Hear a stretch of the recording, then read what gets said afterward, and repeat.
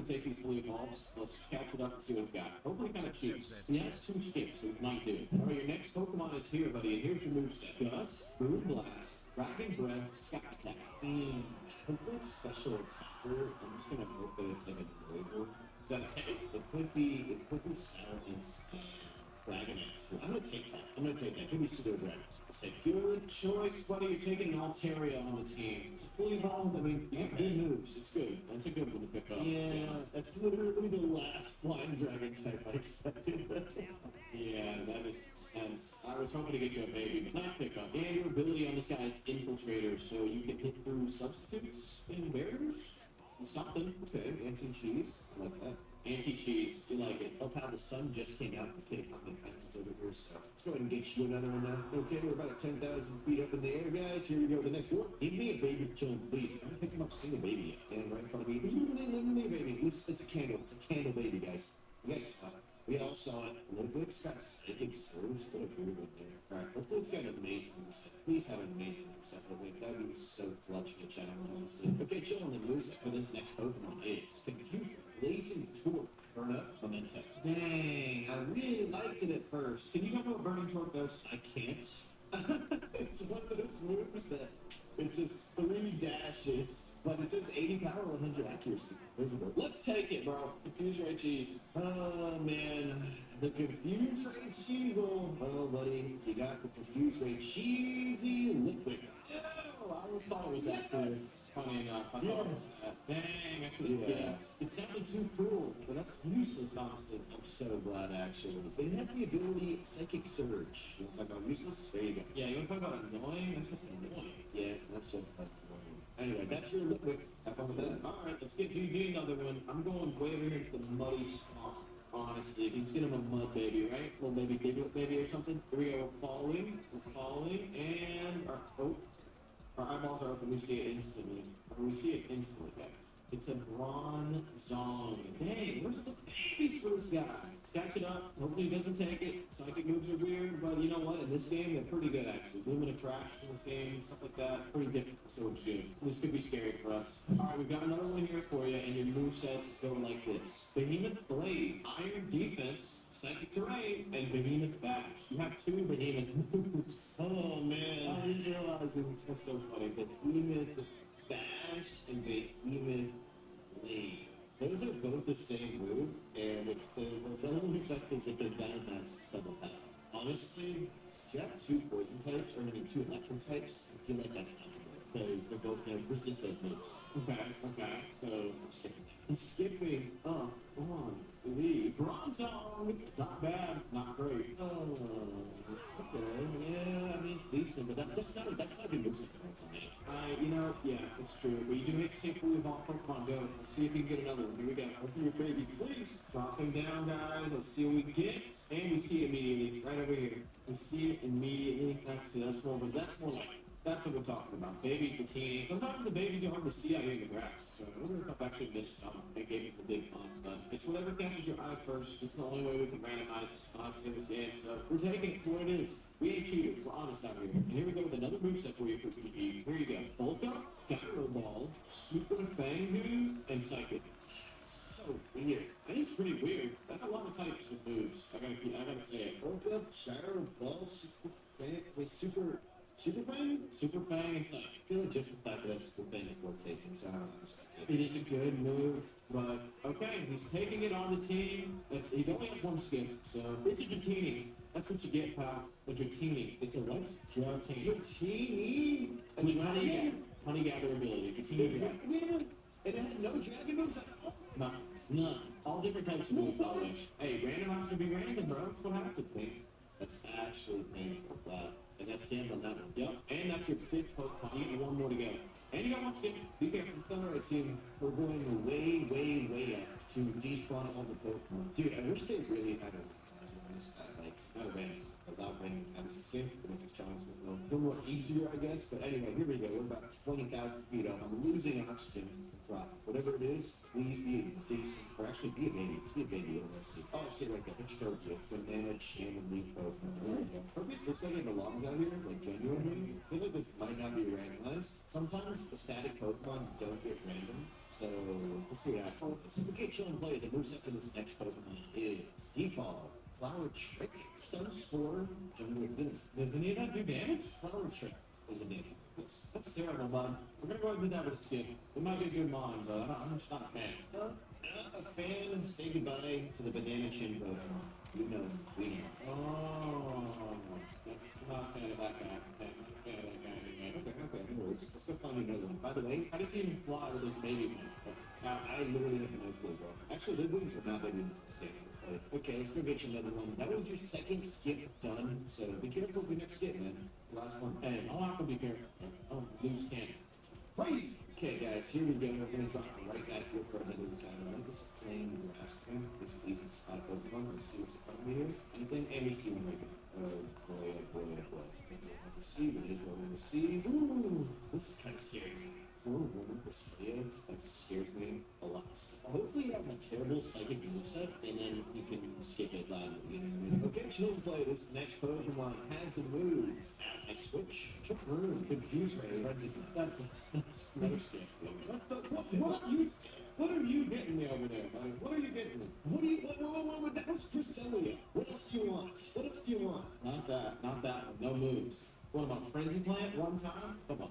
I see something, I catch something. That's the rules, okay? We're gonna go somewhere else. That was your last skip, actually, buddy. So I hope you enjoy these next two. That hurts. I'm drinking this water to hydrate, so I cry my tears. Okay, now I'm gonna mute for this next one. I'm so high up. I'm just gonna look straight down here to the right, and whatever we see, whatever we see. I'm looking, there's nothing in front of me. Oh, maybe it's because this area is like empty. Well, I spawned something in when I moved. Should I take it? Yeah. Okay. It's the only Pokemon here. There's gotta be a stack. Here, let me see what this is. You don't believe what it is. It's Charizard. It's right here. Electro. I'll take it. It's a Pokemon. It's a little ball. Give me explosion. Give me 2 explosions, and I can have a chance. No way it has explosion. If it has explosions, there must be something crazy with randomized for us. It could be, but we're new to this one. Okay, this Electrode is randomized, by the way. It's got the moves. Dragon Cheer, Electro Ball, Gyro Ball. It's 2 ball moves in Thunder Cage. That doesn't seem that random. But okay, it's my guy. I'll take it. Why does it seem like half random? You know what I mean? It's so weird. Gyro Ball keeps showing up, though. So, don't know. It's so odd. And the ability is Unburn. So, free speed, all that stuff. Alright, well, that's your second Electro. This time it's a Fintonio. Alright, let's give you a break, GG. I'm gonna get you one now. Here I go. You still have skips, so I'm muting. Alright, guys, we're in a completely new area. We're in a great land. Aldea? Oh, here we go. Oh, we're gonna comment here a second. And we have this Pokemon right here. Dang, that's a pretty good one. Let's just hope he doesn't take it. If we have electric types, it's not gonna be good for this. We could explode it, maybe. That's like a last ditch effort. Actually, we do have a fire move on that guy as well. We'll see what happens. Alright, your next Pokemon has been captured there with GG. And let's go ahead and see what it has. We've got Torment, Horn Leech, Payback, Cotton Spore. What's the damage on Horn Leech this game? 75. Oh, they buffed that. Yeah, that's strong. You know what? Let's take it. He's taking the Meow Tirada. That's really good. Meow Tirada? You're kidding. Yeah, grass and dark moves. That's pretty obvious, huh? Oh, that was Meowstic for a second. Okay, no, that's fine. No, you got a starter, buddy. That's really decent. That's pretty nice, actually. That's pretty good. That's good. And your ability is Poison Heal, which, it's kind of crazy to look at, maybe. That's decent. Alright, Triple, here we go with the final encounter for you. Here we go. Gonna come to Wildlands. I'm landing straight down this field. Straight down. Let it be big. Wait for someone to spawn on my camera. Let's see. Okay, we got it. Let's see. Anyway, listen to the edge of the camera first. Okay, buddy. Oh man, we're giving you a finale Pokemon. Go on. Let me hear it. It's got 2 massive hands, buddy. Made of iron. Iron hands? Yeah, iron hands. Electric. Well, I'm the electric trainer Jimmy here, buddy. I hope I don't get electric moves, though. Please don't help me that much. Half your team is just electric. More than that. Oh yeah, they do. I'm actually bugging this specific Pokemon, but it's got the ability to slash charge to boost speed and stamina. You get electric terrain, no retreat, electro drift, and dynamic punch. It's interesting. It's interesting. Definitely interesting. Yeah. Okay, so I still got one more Pokemon left, right? We do still have one more Pokemon left, buddy. Let's get it for you. All right, flying into the sky. Ooh, the sun's blinding me. Here we go. We're gonna drop right up here on top of this hill. Here we go. First thing we see, and we see it instantly. Yes, we saw it instantly, guys. It fell up in the sky. Baby kitty. He does have a skip. I feel like he's gonna use it unless the move set is insane. So, hope for the best. I really hope he takes this. All right, here we go. Your next Pokemon has Heat Crash, Steel Roller, Bullet Punch, Shift Gears. This sounds like another skill type, dude, and you literally have like the majority of electric teams, so I can't use that. I'm skipping my last skip. Here we go. He's skipping the Meowth. Oh, man. The Meowth? Yeah, the Alolan Meow. Or no, the Steel type. That's Galarian. Yeah. All right, your next Pokemon is your lock-in, buddy. Stay here, right here with me. I'm gonna mute. Get it for you. Okay. Okay. You want to be? Should I be at the tip and top of this mountain or on the lower end? Whatever you think the best is. That's what I need. You want tippy top right here? Here we go. And we see it instantly. We see it. Is it good for me? Bad for you? Is it bad for me? It's bad for you. It's an Ellie kid. And baby electric. No! Baby electric. Yeah, that's terrible, buddy. That's terrible. I got my own spark plug to match yours. Match your electric team. Yeah, it's a little baby to join your team. Our teams are weird though, right? I don't know who's gonna win this, but let's see. Got no more skips. You're taking this. This thing has Charge, Acid, Wild Bolt, Storm. That's pretty good. And Thunder Wobble. Heavy Metal for the ability. Oof.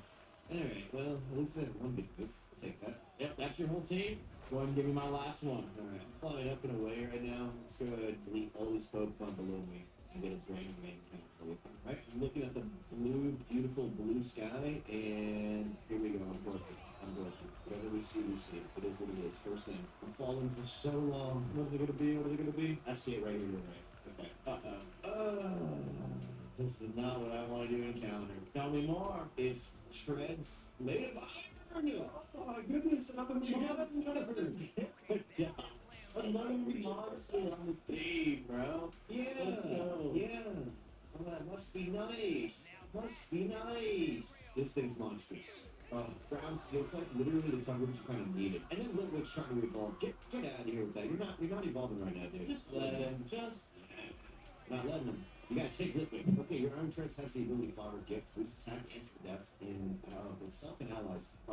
It's got Steel Beam, Sand Tomb, Roar, and Bullet Punch. Good enough. Not amazing, but good enough. Not amazing, but you got some moves there. Yep, and that's your final team member. All right, let's collect these up, trade them over, and fight it out. See who can win. All right, GG, we're here and we're ready to fight. Starting off with a baby over there, I see. Yeah, we're starting with the baby too. Back around here. We do this with a. Let me get you started, bud. Let me get you started. We gotta do this first. Just not too bad. You can't super play, okay? But we're sticking back there. Here you go. Huge ring, like tiny teeny dragon. Yeah, I got a baby dragon missing, so not too worried here. Let's get out of here. We're not gonna swap out that.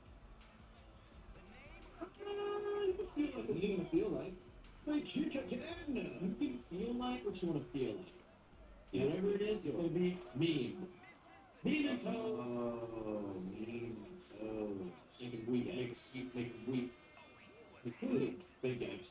I don't like it. Now you're so weak and you're even weaker than that. Think about that. That is what I mean by this one. And now, on this we get started. Let's get started. well, You just messed up. You just messed up, buddy. Oh, super I messed up.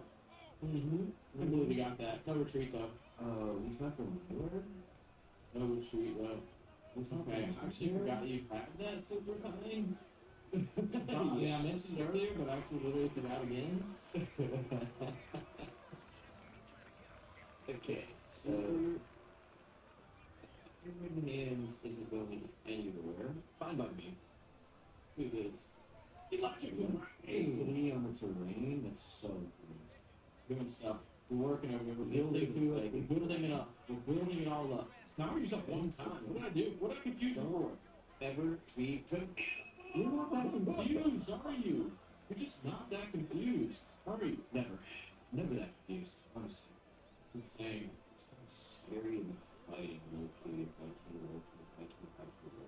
Honestly. See what it does? Electron dreams! Look at that stuff. The bombers! It's resisted! It is resisted. Oh my god, he's very savage by purpose. savage. Very savage by purpose. Oh, thank you. He's super effective. Yeah, super effective. This is risky, but I'm gonna try it because I'm probably dead anyway. Can I stack this? Okay, we can't. Now we know. We know. It was risky, but I had to consider doing this last time we recorded, and I was like, I'm 90% sure it doesn't work, so I'm not gonna risk it. Yeah, I knew I shouldn't have, but I felt like this is the time. It's routine. He lasered two homies. That's crazy. Did the job. What do you think about that? Look at me laser two homies. Okay, bring this out. Please, please, for love of everything. I'm gonna sweet you. Don't you dare outsweet me. One for it. One for it. Okay. Did see it? See it, buddy. See you. What is the animation?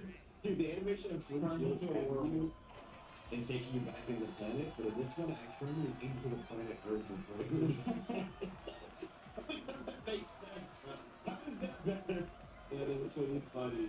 That is pretty funny. Why is that the case? It's so weird. Okay, let's just see if we can deal with you. Electrode. Ooh. This is my boss, buddy. This is my boss. I need some big pappers right here. I need big pappers. Don't know what to do this here. Let's do this. What are you gonna do with that? Come on, boss. Paralyze him. Paralyze him up. Okay. In the head. Wow. It made me unable to move. There we go. There we go. Because I'm paralyzed. Yeah. Because I'm paralyzed. He may be unable to move. Yeah. He may be unable to move. Wild boy with a star. Yes. That's a high roll, buddy. Wow. Low take that. That's wow. That's wow. And this is a monster. You know it. That You know was how long. scam. That's crazy how much of a scam that was. Here we go. Me after I'm a monster of Pokemon. Yeah. Yeah, that's right. Here we go. I'm going for. Oh my god! I forgot you could do that. It's a scam. I hope it does. That's gonna do a lot of damage. Oh my gosh.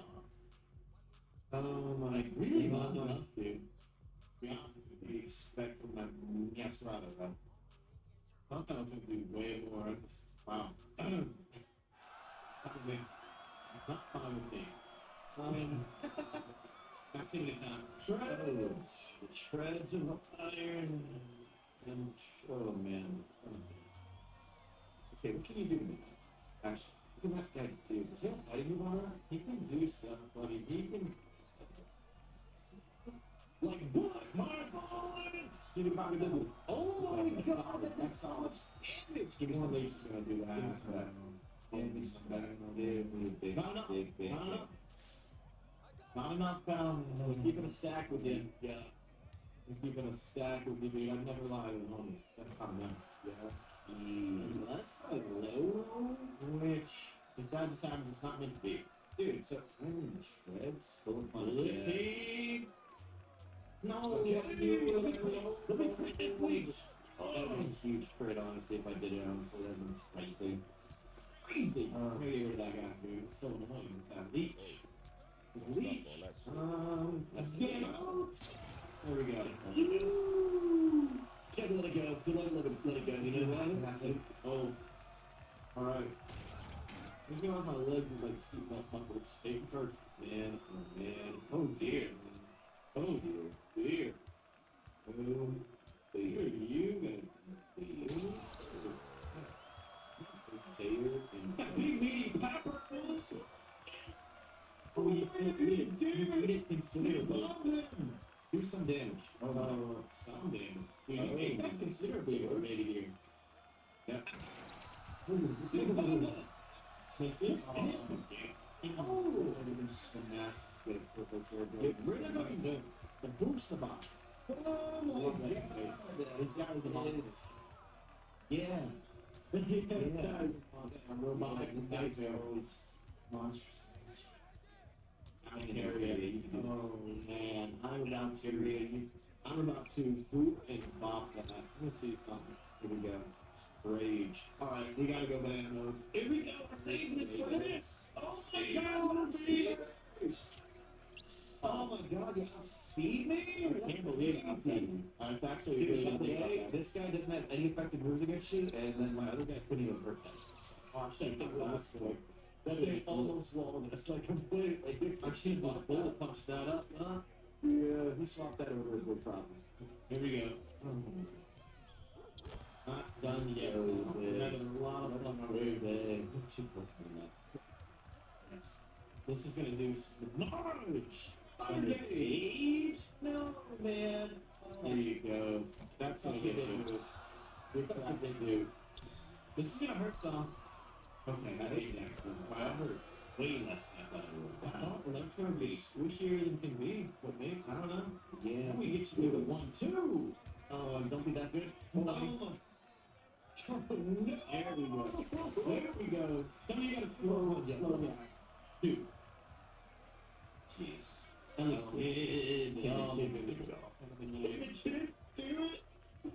don't know. Like, I literally don't have what I need to hurt him that much. I'm gonna lock him down first.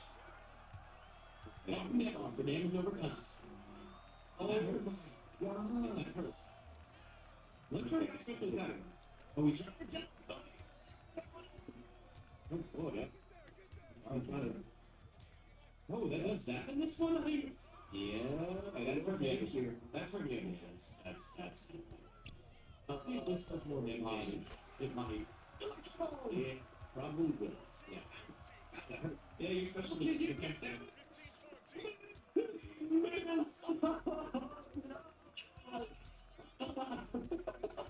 Oh, terrible. No! You needed that, guy. You needed that.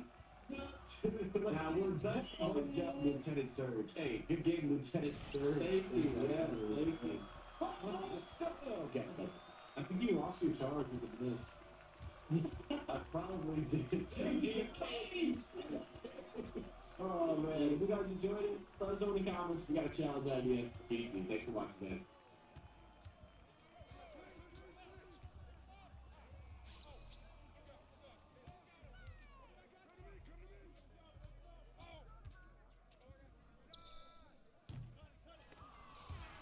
What's up, guys? Chillin' Play here, and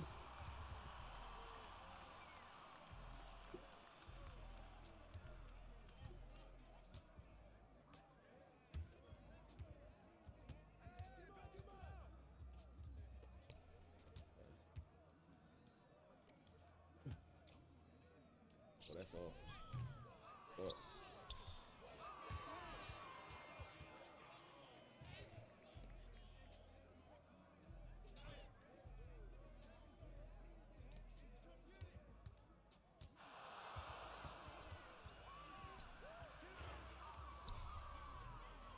How is everyone?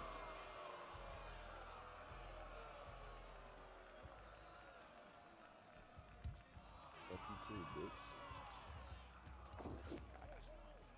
Nobody give a fuck about your feelings, bitch. Nigga throw a hissy fit mid game, you a bitch, nigga.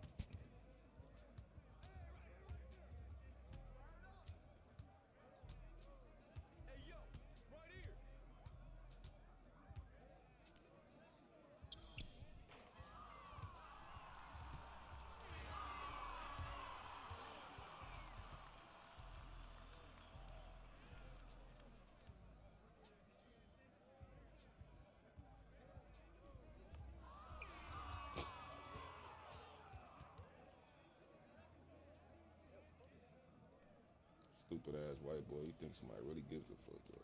Crazy part. Sorry as fuck.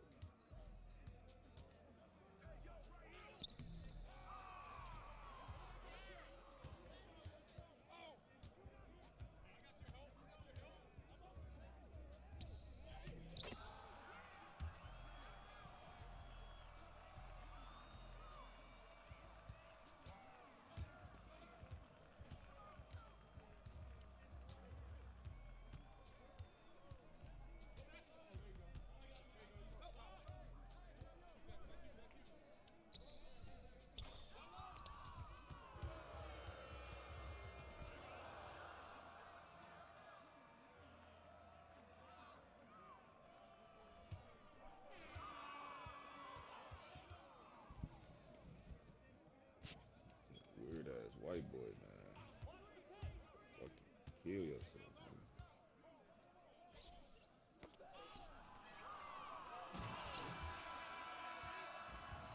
Kill yourself, bitch. Ugly ass profile picture, bitch.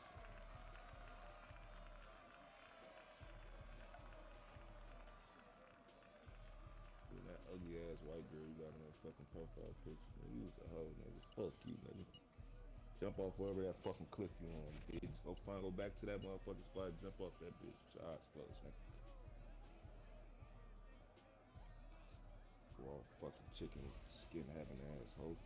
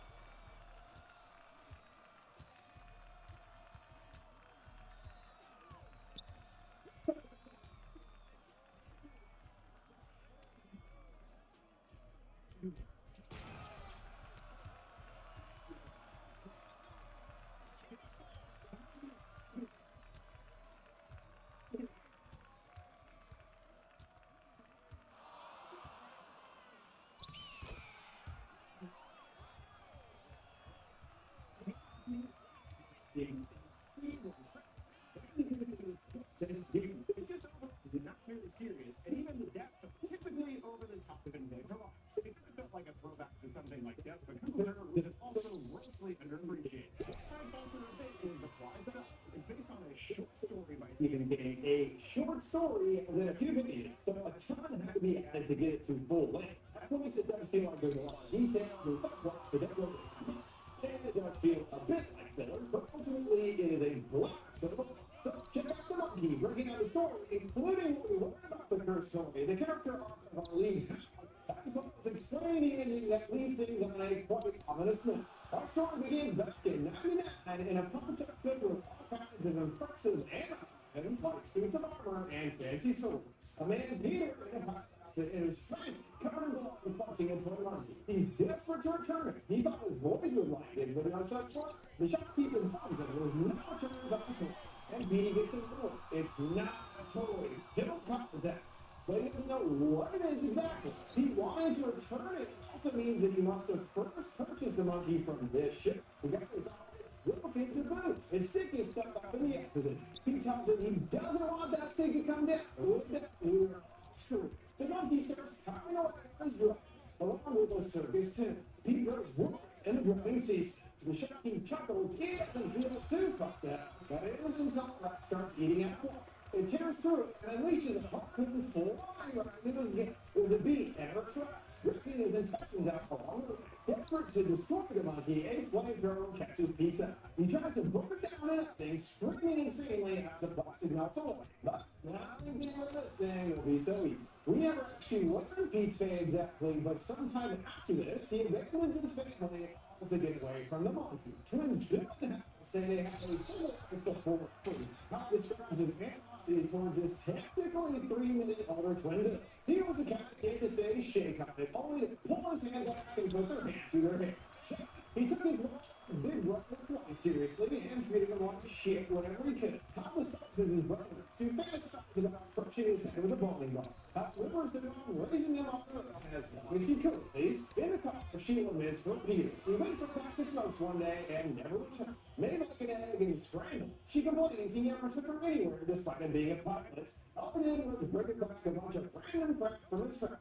One day, she will be yours, she smiles weakly. The girls never closet of souvenirs in grocery shop, but for them it was full of clues as to who he was. All day after the car, Pop caresses the fabric of his pilot outfit, calling it he deadbeats disguise. While digging through the knickknacks, Kyle discovers a large round pasta blue box labeled Organ Grinder Monkey. Like it describes itself, but corrects that it should be like, but now that's what the box says. Kyle opens it up, revealing a completely intact monkey as if the flamethrower did not cut. On the bottom, there's some instructions. Turn the key and see what happens. Bill, of course, wants to give it a try, and his brother thinks it's a bad idea. It is their dad. Thomas agrees he's gone, and Wesley, all this stuff is his. Bill goes right to turn the key. They wait for something to happen, but nothing does. First, then the monkey's mouth opens wide to smiling teeth. The stick rises up and spins in the hand. But then ceases moving, and Bill dismisses it at the break. Later, Wallace is off to a date, and the boys are taken out by their babysitter Annie. They must be serious troublemakers. Her shouting out for no video games and no fights. How finds a surprise friend waiting in the van, and the monkey snuck in the back seat. Everyone is dazzled by the hibachi experience. The chef flings his knife around with great abandon. He impressively constructs a heart made of rice and even makes it appear to beat things go right. As the monkey begins to pound away, the chef finishes the show with a big flourish with his knife. Hal stares up, seeing a slit start to form on Annie's throat. She slowly looks over at Hal as her head topples landing on the cooktop. At the theater, the babysitter Annie's full name is Annie Wilkes, as in the obsessive fan character from Stephen King's Wizard. A potentially stone pastor takes the pulpit and mumbles his way through a eulogy. It's all about accidents. Annie wasn't gone because of an accident, but was in an accident. But yeah, there's a divine plan. We got facts on this. Yeah, I'm sure maybe there is. But he shuffles. He ponders why Annie there. Why not you? He gestures to people in the crowd. Also pointing to Lois, which puts her on edge. He concludes that everything happens for a reason. Totally. It is what it is, I guess. The world and the war. Great job, buddy. Actually, tries to give a perspective on life and death. Everything is an accident or nothing is. It's not even about how. It's only when. As everyone dies, the boys try to enjoy their ice cream as she continues. That's life. I'll die, you will both die. All the friends and the parents and the pets and everyone. To hell with it, she says. Let's go and dance. I think the idea here is that death is indeed unavoidable, but you can't live your life focusing on it. You gotta appreciate the moment. So let's boogie. Yeah, come on again. And how that was like the funeral. This was the happiest day of his life. We didn't learn how deep Bill's hatred for his brother is. Talking the game of girls at school, but it's his fault for that luck because he's such a big fat crybaby. Since his dad's gone, that means his mom will be wearing the pants now. Yes. There's a problem, you see. He's got pants too. Two people can't be wearing pants at the same time. And we see when it turns out he is pants. Well, Sid is distracted making sandwiches in the kitchen, and Hal does not respond to a greeting. It is very Hal's shocked to see the monkey get away. He shouts out to Lois. Why did she put it in there? But she reminds him that she does not go to the room anymore after finding a stiff sock. Great. Hal is unable to sleep. Ooh, nice hamburger from, by the way. He's jumping to the monkey and looks at it from the phone. Curious that it somehow has something to do with Annie's death. He's sorry about his brother. Captain, he is really got the house for that thing. He's happy to let him happen. He just has to say that he wants to marry it. Top does as ordered, and he doubles down. Say, I want to be Mrs. Stupid Monkey. He pushes it even further. Say he wants to expand. Hal runs no, and Bill extends his hand. We have a deal, he teases, but he strikes him out before he gets a chance to take his hand. There you go. The girls continue giving Hal grief for no reason. During a sex ed film, he peers in his backpack, finding the monkey inside. One of the girls yells to the teacher, he's jerking his monkey under the desk. Humiliating Hal completely. We're just getting warmed up. That's a whole game going to show up at the gym with boxes and boxes of bananas. We'll have to see the aftermath of what happened. Hal covered in banana goo. What's more, it's all thanks to his brother's loose lips. Hal's had enough and goes to the monkey, attempting to get it to target Bill. I wish he was dead, Hal growls, before turning a key. The monkey starts to show. his brother turns up. He calls for his mother, getting no answer. He finds her in the kitchen, facing away, and the song concludes. Lux begins to grow restfully, seeing blood trickling out of her orifices. What the fuck, he screams? The monkey does his butt bang on the ground, and she drops instantly dead. Well, that didn't turn out as I hoped. Doesn't seem like this monkey takes reports. After it's all it's time for another funeral, Howard calls the doctor to describe what happened to their mom as a booming aneurysm. Only he knows the truth. He's there with another lady, his aunt. She attempts to cover him with a hand on his, and he immediately reports how Howard understands how the monkey works. He turns the key, and the arm goes up. They come down when it's time to kill. It kills her bones and who it feels like. There's no explanation and no quotes. Turns out the boxers are after all like life indeed. It is a symbol of death itself. Nothing except his mother's demise and attempts to talk to him. Wake up, he believes. When that doesn't work, he must directly that this is a funny joke. He finally gets up and takes a seat, telling the priest to continue. Still in his Uncle Chip joins him on the stairs. Uncle Chip being hopelessly written by writer director Perkins. He isn't exactly prepared to take care of them in minutes, saying that he never wanted kids. They revert where you sit down and don't stand up again and tell you what to. But there's swingers as well, where we don't take a swing of beer. He puts on the line and promises they are going to try their best with them. Just that their best might still be pretty bad. Well, that's reassuring. He was unable to sleep again. It appears that he has a plan. Seeing that he is hiding in food, he takes the monkey down to the basement right there. Oddly, when the arm comes up, there is blood or something with it, implying that it is alive in some way. Paul is a labor and begins packing the monkey to pieces. It appears to have made up space. Flames explode in front of the toy, and the job is then done. He recalls putting the pieces in a garbage bag and making sure that it got on the truck, and he assumed that that would be the end of it. After that, he says he and his brother were never the same. Bill is still seen in his formal suit, and Hal is wondering if he's ever going to take it. Bill grumbles if he dies, he's just going to have to put it back on again for another few. Maybe if he leaves it off with what being what you pops up, calling them to sleep time. They take the opportunity to take over the house. Hal puts up some hot cooker. But Bill watches a weird kid show. Then there's a faint crackling from outside, and seeing the porch light blinking on. He stares off into the darkness, and being eyes appear. Yet the monkey has somehow found its way back to them. Goodness knew, Bill was annoyed. Why did he bring it? The argues he definitely kept it. Well, sure doesn't look that way. All I know for sure is that this thing is an evil, bad, magic monkey. This thing's definitely considered. Did it kill me? I wasn't sure, and his brother was disappointed. He was definitely that girl. No players they have to try to make sure that it works. I was working. What was one of them? And Brown promptly tells him if he dies, he'll pretend to be sad. He goes for it anyway. Despite Hop's warnings, he cranks the key. It was yet another one. This he was super horses in a sitting back while I can't be tricked. When they got out the body, someone described it as looking like someone drop kicked a cherry pie. That's certainly some flowery language. It wasn't mine, it was gone, it was an asshole. The twins know now they must do something to keep it from getting in the wrong hands. They know that it can't be destroyed, but perhaps it could be contained. So they toss it down the road, hoping it will just go away. And for a long time, it seemed like it did. That changes when we pick back up with Aunt at 25 years later. She's walking by circus music into this. She comes out ready to free herself with a dirty, hairy-sized gun. She scours the house, which leads her to the base. She scans around the ball, and it pulls her buzzing before completely. She begins walking back upstairs, and being shattered, sending her right into a big box of wolves. She rises up, her face full of hooks. She painfully removes them one at a time and closes the very slits. Pains on the beginning, however, when she moves on to the kitchen, she gets right up on the burner. It puts on its own quickly and her head flames. She freaks out and runs outside. There's a good thing closed, and she steps right into it. I stumbled down the hill into a real estate sign, jamming into a mountain. You just want to dunk that bitch, bro. We know. Oh, damn.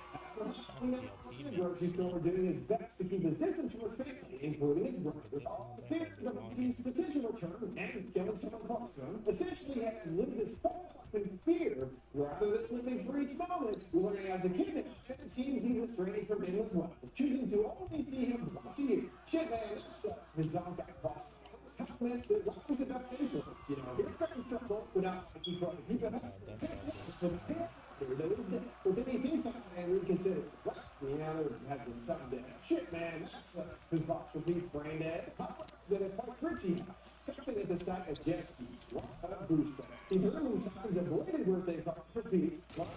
They say that this is a mistake. He adds in parentheses, yeah.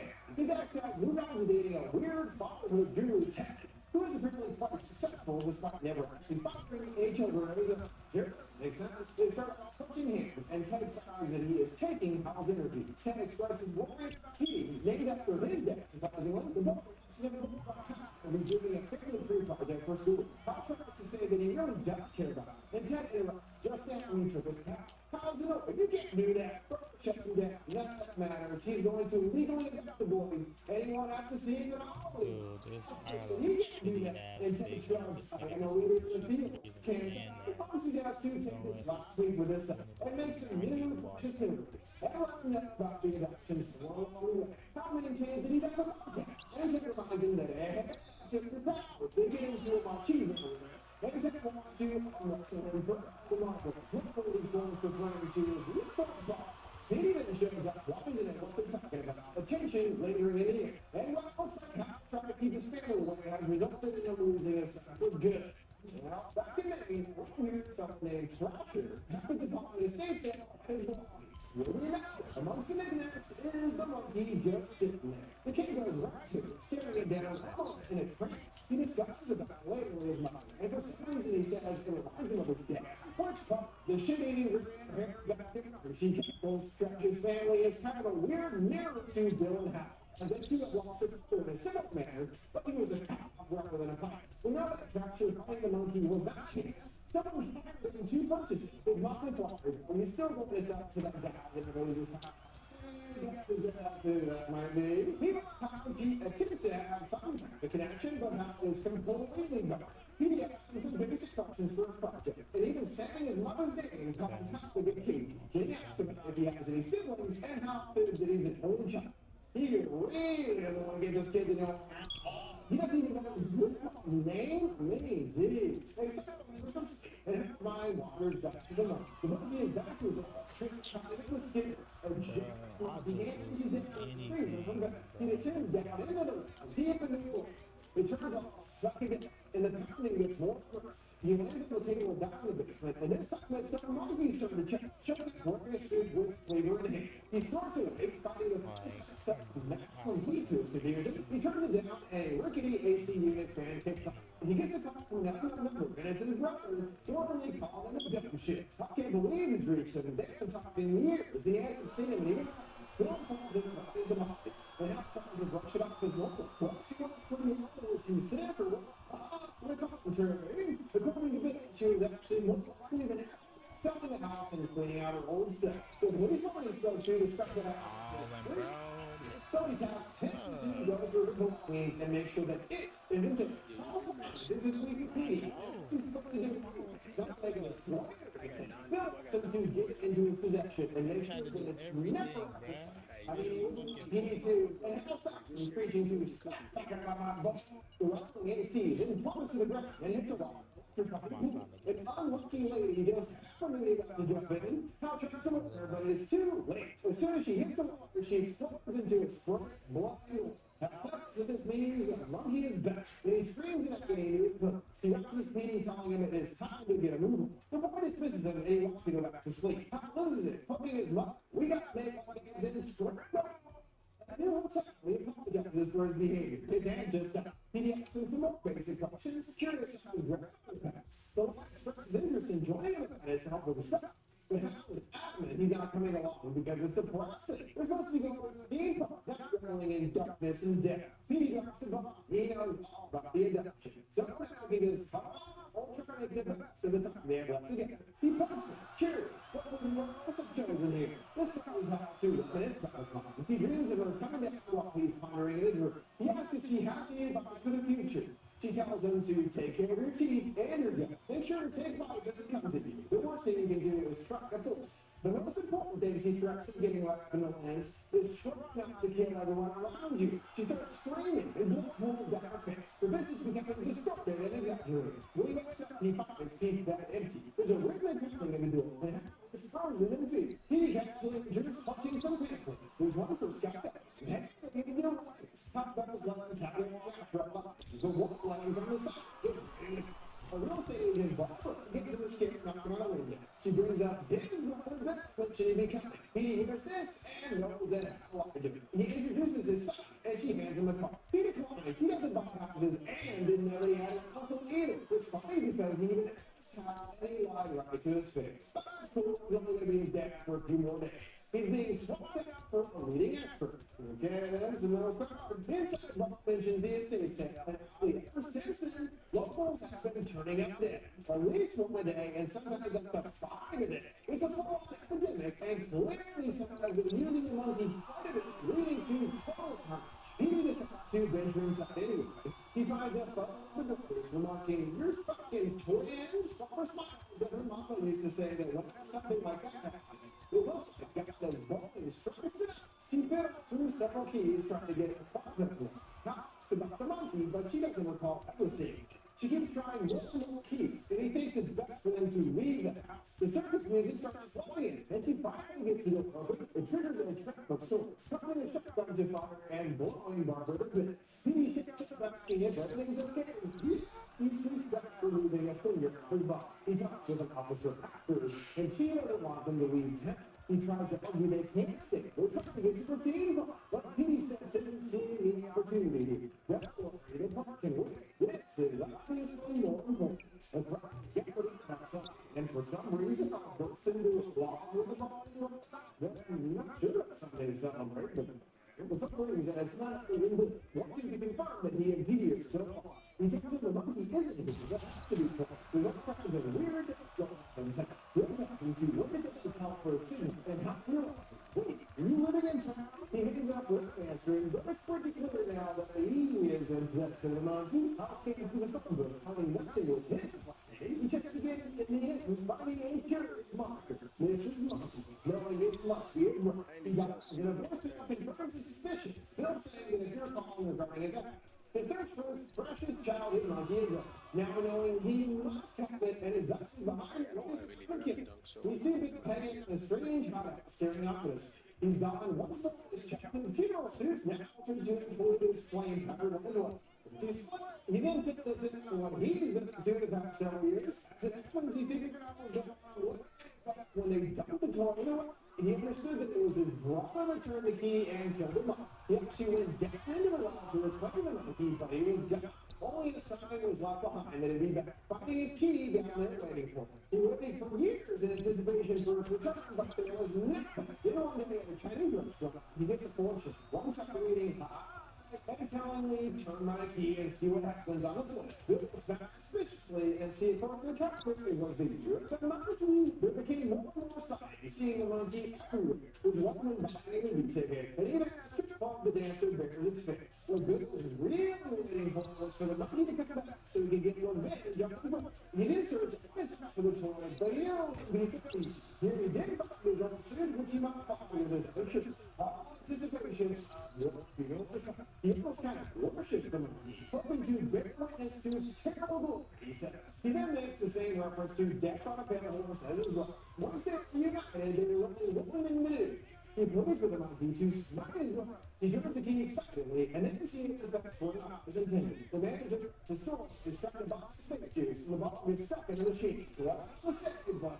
Shit, man, that sucks. He steps on a rake, sitting a big down the throat, chugging. Shit, man, that sucks. He burps as he dies. Scratcher becomes obsessed with him and wants to get him back from it. He gives him a bunch of shit for basically being a dumbass. And Traction mentions that he ran into his brother. This gives Bill an idea. What if he turns the key? Traction demands he give the toy back. And Bill and his missus, he and him to find the monkey, not to fall in love with it. Still willing to give up, he returns up to the point dress up in a deck, stop beautiful. The father and son are still falling short, discussing anything new. And ultimately now, Hal is more certain than ever that it's best to return to a doctor. He is disappointed.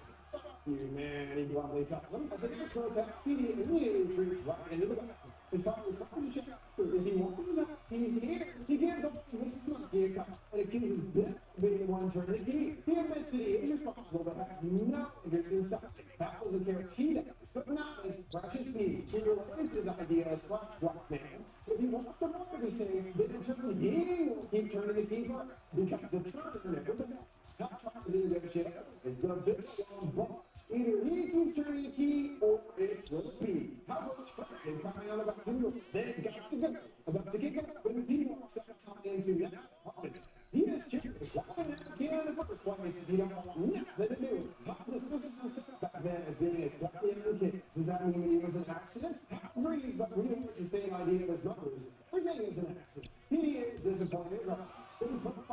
Yes, it was an accident, but he wasn't a mistake. He's really willing to share with him, and that is why he stays away. He hits his weird back hits and he doesn't want to put on. Before he can say anymore, there's nothing to do. So, fracture is fracture, and it's pretending to be a cop. He wants them to get the keys and go, look at it. He takes the right to do it. Look at a former coach once. He's been here before, and Fracture thinks that he's lying. He isn't joking. He is right on the street. And Fracture is oddly sympathetic. All to them is the guy to be. Get the shot, make a nice little people, and get me that monkey. Next from the media is another one more. How Captain this whole time about monkey? But this guy knows about it. Come on. How Ridley calls it evil. It's basically what that. Petey is bold.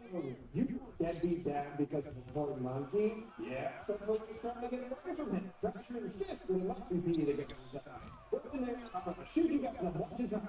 This is some fucked up shit. Pete starts to with that. The ones whatever you do, don't turn the key. Without the Petey, and he easily sneaks inside the VAW. And it's a trick one. Giving him a line and seeing an ass down the road. With some bitters that make it booby traps, and he must have set up the shotgun in the closet. Upstairs, there's a door which he avoids, seeing Sarah waiting above. That's kind of cool, I guess. He muses, and another trick is that about his release. It's not a wall into a wooden contraption. Outside the contraption plays about cops, and then they start a massive buzzing rumpus nest first in a tree. He then finally meets his uncle sitting in mid-conversation with the monkey. Petey, what a nice surprise, he says. He asks if he is okay, and Bill's thinking about it. Who, me? It's been a long time since anyone out him. No, in fact, he's not okay. This favorite chocolate toy is good. It's supposed to play, but the drug was stuck. He wants Petey to fix his one, clearly trying to trick him. Giving it up, and there was his grandfather. He was a pilot, and he was his Petey too. Didn't know he was named after him. And the kid had no idea he was named after a kid. Not told him absolutely not. He takes the monkey and his own place. This is what pops up with trouble. Bill encourages them to try to turn the key. What will happen? Turn the key and seal it. As a second number. He watches that turning the key has been in the family for generations. A tradition, but this is not for him. That's okay. He gets for the monkeys and he'll give it to the stick. The rookie rich home the workers that starts trucking on the place. Top suggests as they back up, and he tells them to not move. Chucky is not exactly the brightest. He scratches his head with a loaded gun. It fires and he narrowly avoids one of his brain cells. Slumber pants over here. The wolf made a small window. After the service, fucking bullets. So the monkeys down the set. They're helping her. So at least talking to the window and run in the traction goes. They're thinking that from inside. And so reportedly bursting their way out the stick. Taps it for a second. And Bill beckons him to turn the key once more. He refuses and Bill smacks him. He grips to the monkey to kick him. Kick him now. He grabs the hand and tries to force it down as Petey flees. He keeps trying to make it budge, and the toy fights back. Poppy's so damn strong, he grunts. It's much stronger than expected, whipping its weapon and sending him flying across the room. And this time, once more to Bill's home. He will learn a lesson for breaking the rules and see what he can do and stay without being turned to Pete. It's dropping in a weird pattern. It's like speeding up much more predictable than the scene.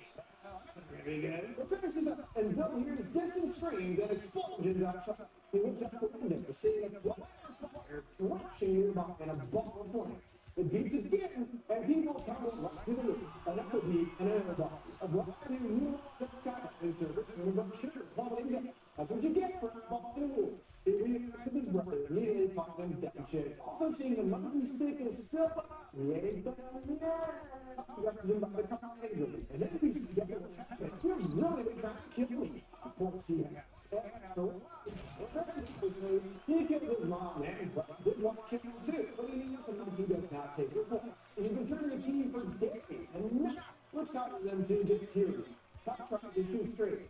It's not his fault. It's not anybody's fault. Not necessarily what happened. They just happened to be there when it did it. He apologizes that his mom died. He got this excuse. He wants his mom to be there. Don't even thought of it that way. Not that anyone was going to set child at the bar. He's a swings his back. Wishes they could have been there for each other when they were kids. But hey, we're here now. Since they get up reconciliation. Brothers again, sugar, agrees, on a pull. He does it once more, and finally another third takes his hand. So they're on a family road trip or something. Yeah. Well, he wishes he could do something like that just once. Halloween doesn't become a the new ball is short-lived as the stick falls. The softball coming out and sending it bowling the ball into the can. They fire it over middle space, blurred to smithereens just as high as about narrow kicks. The team is not responsible. Doesn't sound like it made up the monkey takes him out. Almost like it was on purpose just to fuck with him. One of them dead. Well, there you go. At least in the aftermath of all this insanity, it doesn't seem that high as I've gone close. They have into the city, now covered in a dense haze. It's pretty much chaos on the streets. Peter has been wiped out half the town. As they drive past, some people killed in various ways. He wonders, what are they going to do? Well, they keep him up, he goes. Except for the times, and never let it out of his head again. Aside like there's glimpses of the land, maybe a lot more destruction. Then another visitor trots down the road. The aforementioned pit wolf with a pet rider as in an embodiment of death. They each acknowledging trouble, giving up, and the rider crops away. With all his death in his face, he finally knows how to double this. Dixon's opinion that they go with James. It confuses first, but not within conceived, the ancestral together, and no longer living into his death. The person who got the new role caretaker of the monkey. They go up and walk the cheerleader and goes by. A protected, the other decapitating the entire them, everything that death is always lying in. You have to take these moments as you can. Don't move for this, it is fine for the monkey. But if you're going to put for anything else, like you see me come from cinema, and in my social media, and don't forget to watch the subscribe. Well, thanks for watching. Yes.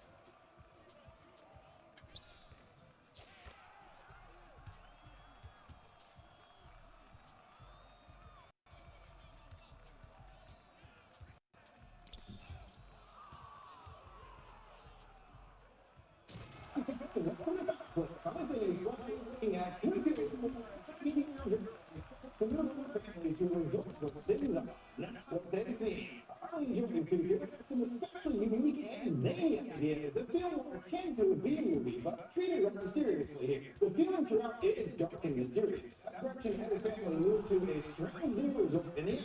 That's when they meet the owner, Tony. The things we have even wrong. Nancy was one of those times after this really saw for the new, and it's coming in menacing and wonderful. Not like that dude read the Bible. It's super shaker was definitely performance as Gretchen, and both of the performances really negative. Yeah, she starts uncovering the true purpose of the life. Seems we've gotten crazier and crazier. Quickly towards us surviving the action-packed finale. Leaving us with several questions about how things work, as well as the creatures themselves. Breaking out a story, including Cummings' master plan, just what the creatures are, and explaining amongst the focus a symphony of muffled shit. Within a house, we see shadows of a couple fighting injured. Things get more heated. The noises continue and rise towards the upper floor. Their teenage daughter is in bed convulsing violently. She rises up, covering her face. The girl steps up a little bit, still fidgeting. The argument continues as hard as a but the weak woodwork, like the husband turned violent. A particular word sound was it is heard, and the girl here looks up as she springs off into the woods. After discovering that she is gone, the father calls the man Colin, who checks him for losing his balance and early. This will probably not a young one is a follower, but they are much harder to control without an extra. The downstairs and slams the door closed.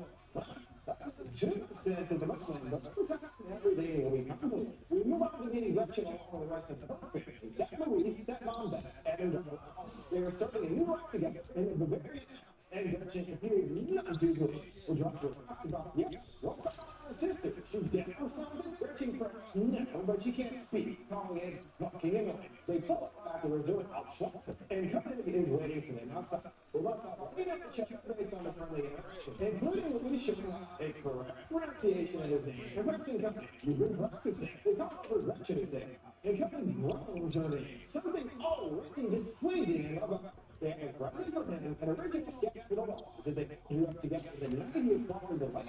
They were fundamentally different with his name. And Cutting chuckles and appreciation. He's happy display and then new gets left. Yeah, totally been here before. He points out that it was 8 years ago, nearly to the day, that the people stumbled here. And it appears that they didn't plan the architecture club. Technically, he breathes, and she quickly responds in German. They soon out to everyone. Gretchen goes to the restroom for some thoughts, She mentions spending time together after her funeral, but understands. She reminds her don't forget the band needs her, and sends her for a new track, certainly her mom will love it. Now we understand why exactly in the first place. Gretchen had been living with her mother until her death, and it has no choice but to reconnect with her father and his new family, which she certainly feels not quite hard. She listens to the booty track and the drill preaching. And she picks up the music, keeping the shuffling around. She tries a brush shot, and the intruder aggressively goes for the handle. She is doing his best, but gets no response, only stopping into the tunnel.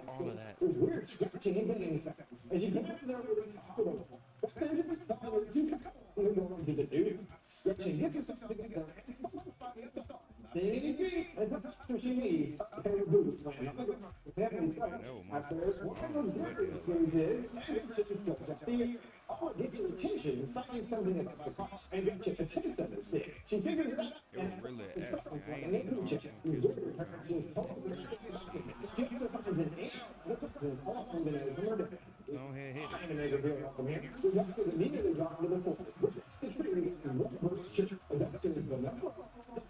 Giving Gretchen a startle. She introduces herself as a neighbor, and everyone cannot shake her hand. We're not curious who she is. The house she no, and they're all confused. She hasn't heard. Gretchen is confused too. What's in her? Oh.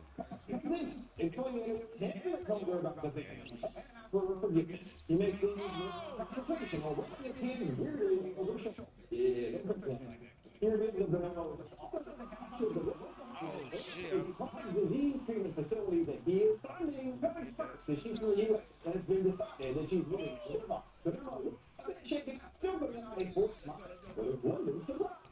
It's clear that the company has some kind of secret plan they have to deal with the family, and they did not expect Gretchen to come along. She's an unwelcome thorn in their sides. Gretchen stuffs an envelope and looks like under the mattress for safekeeping. She then makes a call to her mom's voice. She quickly builds a motion. It's weird, but it is good to hear her voice. She already thinks the here was a bathroom. She misses it. She thinks that she's short on money and is going to try. She's interrupted by Louise. He tries to comfort her. He knows that it's been tough, but he's happy that she's here. Interrupted again by coming this time. He has a proposition for Gretchen. There isn't much to do around here. Work at the resort. It's an easy enough job. And will give her something to do while her parents help build the new resort. We'll keep trying to speak forward, and Gretchen finally reads herself to do. Ellen Blow vehicle shows her the ropes of working this. But even someone reaching in her room with her popcorn front hair. It's 45 euros a night in cash and credit. It does seem easy enough. And if there's any problems, just give him a ring. He lives up the street on the hill. Gretchen is baffled. He lives in one of the bungalows? No, he's got his very own villa. He bought the land and his villa is right in his front yard. Both agreeing that's kind of strange. Another guy suddenly tosses the cookies, and her husband apologizes. Trixie whispers that happens from time to time. The husband takes her outside, and his wife still choking her head. Puts her in a spot to see how things are going, and tells her that he'll be back to pick her up in 1 hour. She'd rather take her bike back, but he will not allow it. It's far too dark on these country roads at night for that. There's some confusion, as Trixie thought that Gretchen was going to be splitting shifts with her. And while Trixie has a car, well, too, she fires back. Coming tries to diffuse things, she always takes issues, giving him too much grief. Gretchen then stares out the window, spotting a guy with a white beard scoping out. Later, she's noodling out her base with headphones on. We also spot a medical bracelet hanging in the window. There's only a few hints at deeper issues regarding Gretchen, and we can assume that she took her mom's death hard and fell back into potentially similar destructive behaviors, understanding how she really is kind of forced to be here. All peaks in, and Gretchen starts really feeling a groove. There's more almost rhythmic screeching noises emanating from the woods, and almost starts quivering. Her pulse quickens, and she starts convulsing. Just like the girl at the beginning, Gretchen notices her annoyed at first, but can see that something is wrong. She removes her headphones, and the whole room goes on wobbling. Gretchen touches her shoulder, and is suddenly teleported back a few seconds in time. She removes her headphones, and the mom repeats again. This time we'll go ahead and touch her, all turns violent, scratching her face. Beth enters to complain about the loud music, and immediately goes to comfort all. Not even really giving a hoot about Gretchen whatsoever. We also now understand that Alma is obviously some kind of inhuman creature, and has a strange ability through her voice to pause a short time loop. At least Trixie wants to know about the scratch. Gretchen mumbles that her father's daughter scratched her. She's all, you mean your sister? No, not my sister, she sneers. Trixie encourages her to try to be a good sis, and Gretchen tells her she had her chance. Turns out that was initially pregnant with twins, but one didn't come to term. And Venus on the Aver sister, aka Vanishing Twin Syndrome. Gretchen actually thinks this is sort of badass, but still cannot stand the girl. Okay, Trixie girls, another reason not to have kids. She's out for a date and leaves her to lock the place up. At 10 p.m. sharp, oh, make sure not to tell company. Gretchen can't even attempt to feign interest, muttering, while scrolling mindlessly on her phone. Sometime later, Gretchen is passed out of the desk, and a woman pounds on the bell, shooting her away. Gretchen appears, instantly smitten, staring at her until mentions that she needs a room. Gretchen wonders, are you alone or with a partner? Oh, it's just because you get discounts and stuff if you're a couple of newlyweds. You're single last day. That says, now it's just me, and they formally introduce each other. She can instantly feel that Gretchen doesn't belong here, and she's hopeful she won't be here long anyway. Gretchen hands her the keys and asks if she likes music. Well, check. In that case, Ed invites her to come to Paris, placing a hand on her lips. Ooh, no. The interlude is ruined by a lady that can puke her guts out. She goes down a drink and walks up, almost zombified. Ed shouts after, and they know they need a check her. Before Gretchen can, the phone rings. Ed's kept complaining that she has to lock the place up. Yes. He then realizes it's Gretchen and tells her to lock it up immediately and stay right there. He's on the way. She brushes it off, reminding him that she has her bike and hangs up. He immediately pops back, and she sets off into the halls after the woman. The wind picks up, along with doors squawking, and the front door is wide open. She steps out into the night and then rolls in grow in intensity. She pulls out a butt plug, swinging it open. She decides ultimately not to wait for company and sets off her bike. Right after she leaves, contractors screech out in a hurry to the hotel. He's annoyed seeing both the doors still open, and yeah, it's kind of the one main thing you do with walking up. Company figures out the noise, and there's someone seen running through the trees unusually fast as well. Company speaks to himself in German. Where are you? Company commands and blows into a recorder. Something is right on Gretchen's back, and she keeps looking down at her passing check. Another time, she spots someone else, and on the next day, reaching out for her. They let out one curtain scream, seeing a lady after the shop with blood on her eyes. Gretchen picks up the pace and bikes to the hospital. The front doors are locked, and she frantically pounds on the intercom to let her in. The lady now far behind. The nurse doesn't let Gretchen in, and she bonks her head on the glass, blood pooling down her forehead. She turns back, and the lady is still there, eyeing her. She gets her knife for the ready, and the police happen to show. The nurse opens the door to let her in, and the lady has vanished. She goes to the store there, and they are not believing that she was chased. No one was seen in the parking lot, and Eric concludes that she must have been the victim of a prank. Gretchen overhears her dad's voice, and the rest of the family also happen to be there. Gretchen rushes to them and learns that Emma had some kind of seizure. She tries to explain that she was attacked, but Beth draws Louise's attention back to them, leaving Gretchen feeling left out. But Emma diagnoses an epilepsy. As for what's causing the seizures, there could be all sorts of factors. Has there been a stressful event or change in the family recently? Yeah. And Gretchen returns to her mom's voicemail once more. She calls this place fucked, and Alma is freaking out. And for some reason, her dad is blaming her. Due to all this, she has decided to come home. She has found some money, seeing her snatching it from the till. That same man from earlier, Harry, strolls in and starts questioning her about the incident. She doesn't want to talk, and he shows up to his back.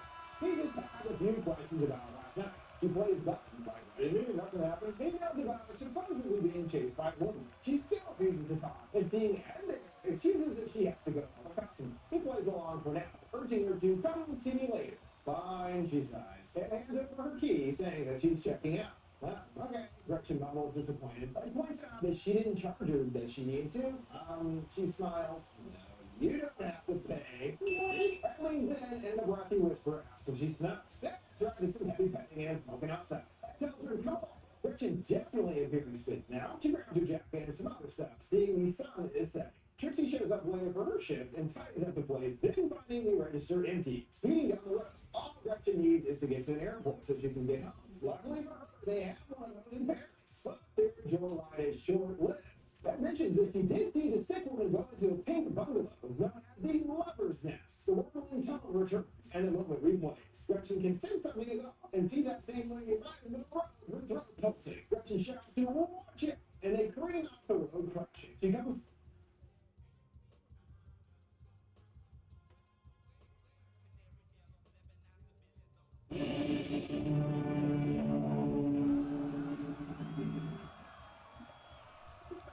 so this is going to be recent. 9 book series, Bittersweet. Here we have 3 full-length movies unfolding in different times and telling a bigger, complete, overarching story that develops over each. It's an interesting kind of balance between movies and a series in that sense. The whole thing with this series, along with Goosebumps, is that it's defined as young adult or kids horror, which I always call gateway horror. Something not too graphic or obscene that is tailored for younger audience. That way you drop them early before they watch the really messed up stuff. Personally, I didn't read too much Fear Street as a kid, but I definitely read a shitload of Goosebumps. My personal favorite will always be One Day Ago.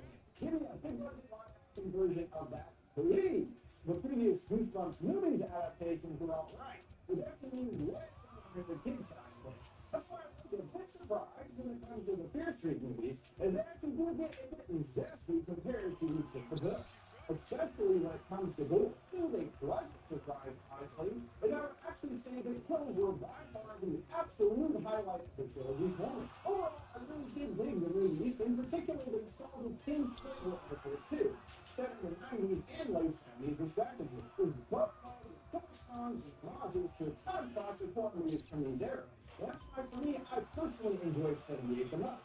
That will always be my jam. When it comes to explaining the trilogy, the purpose of this video is to cover literally everything that is unveiled.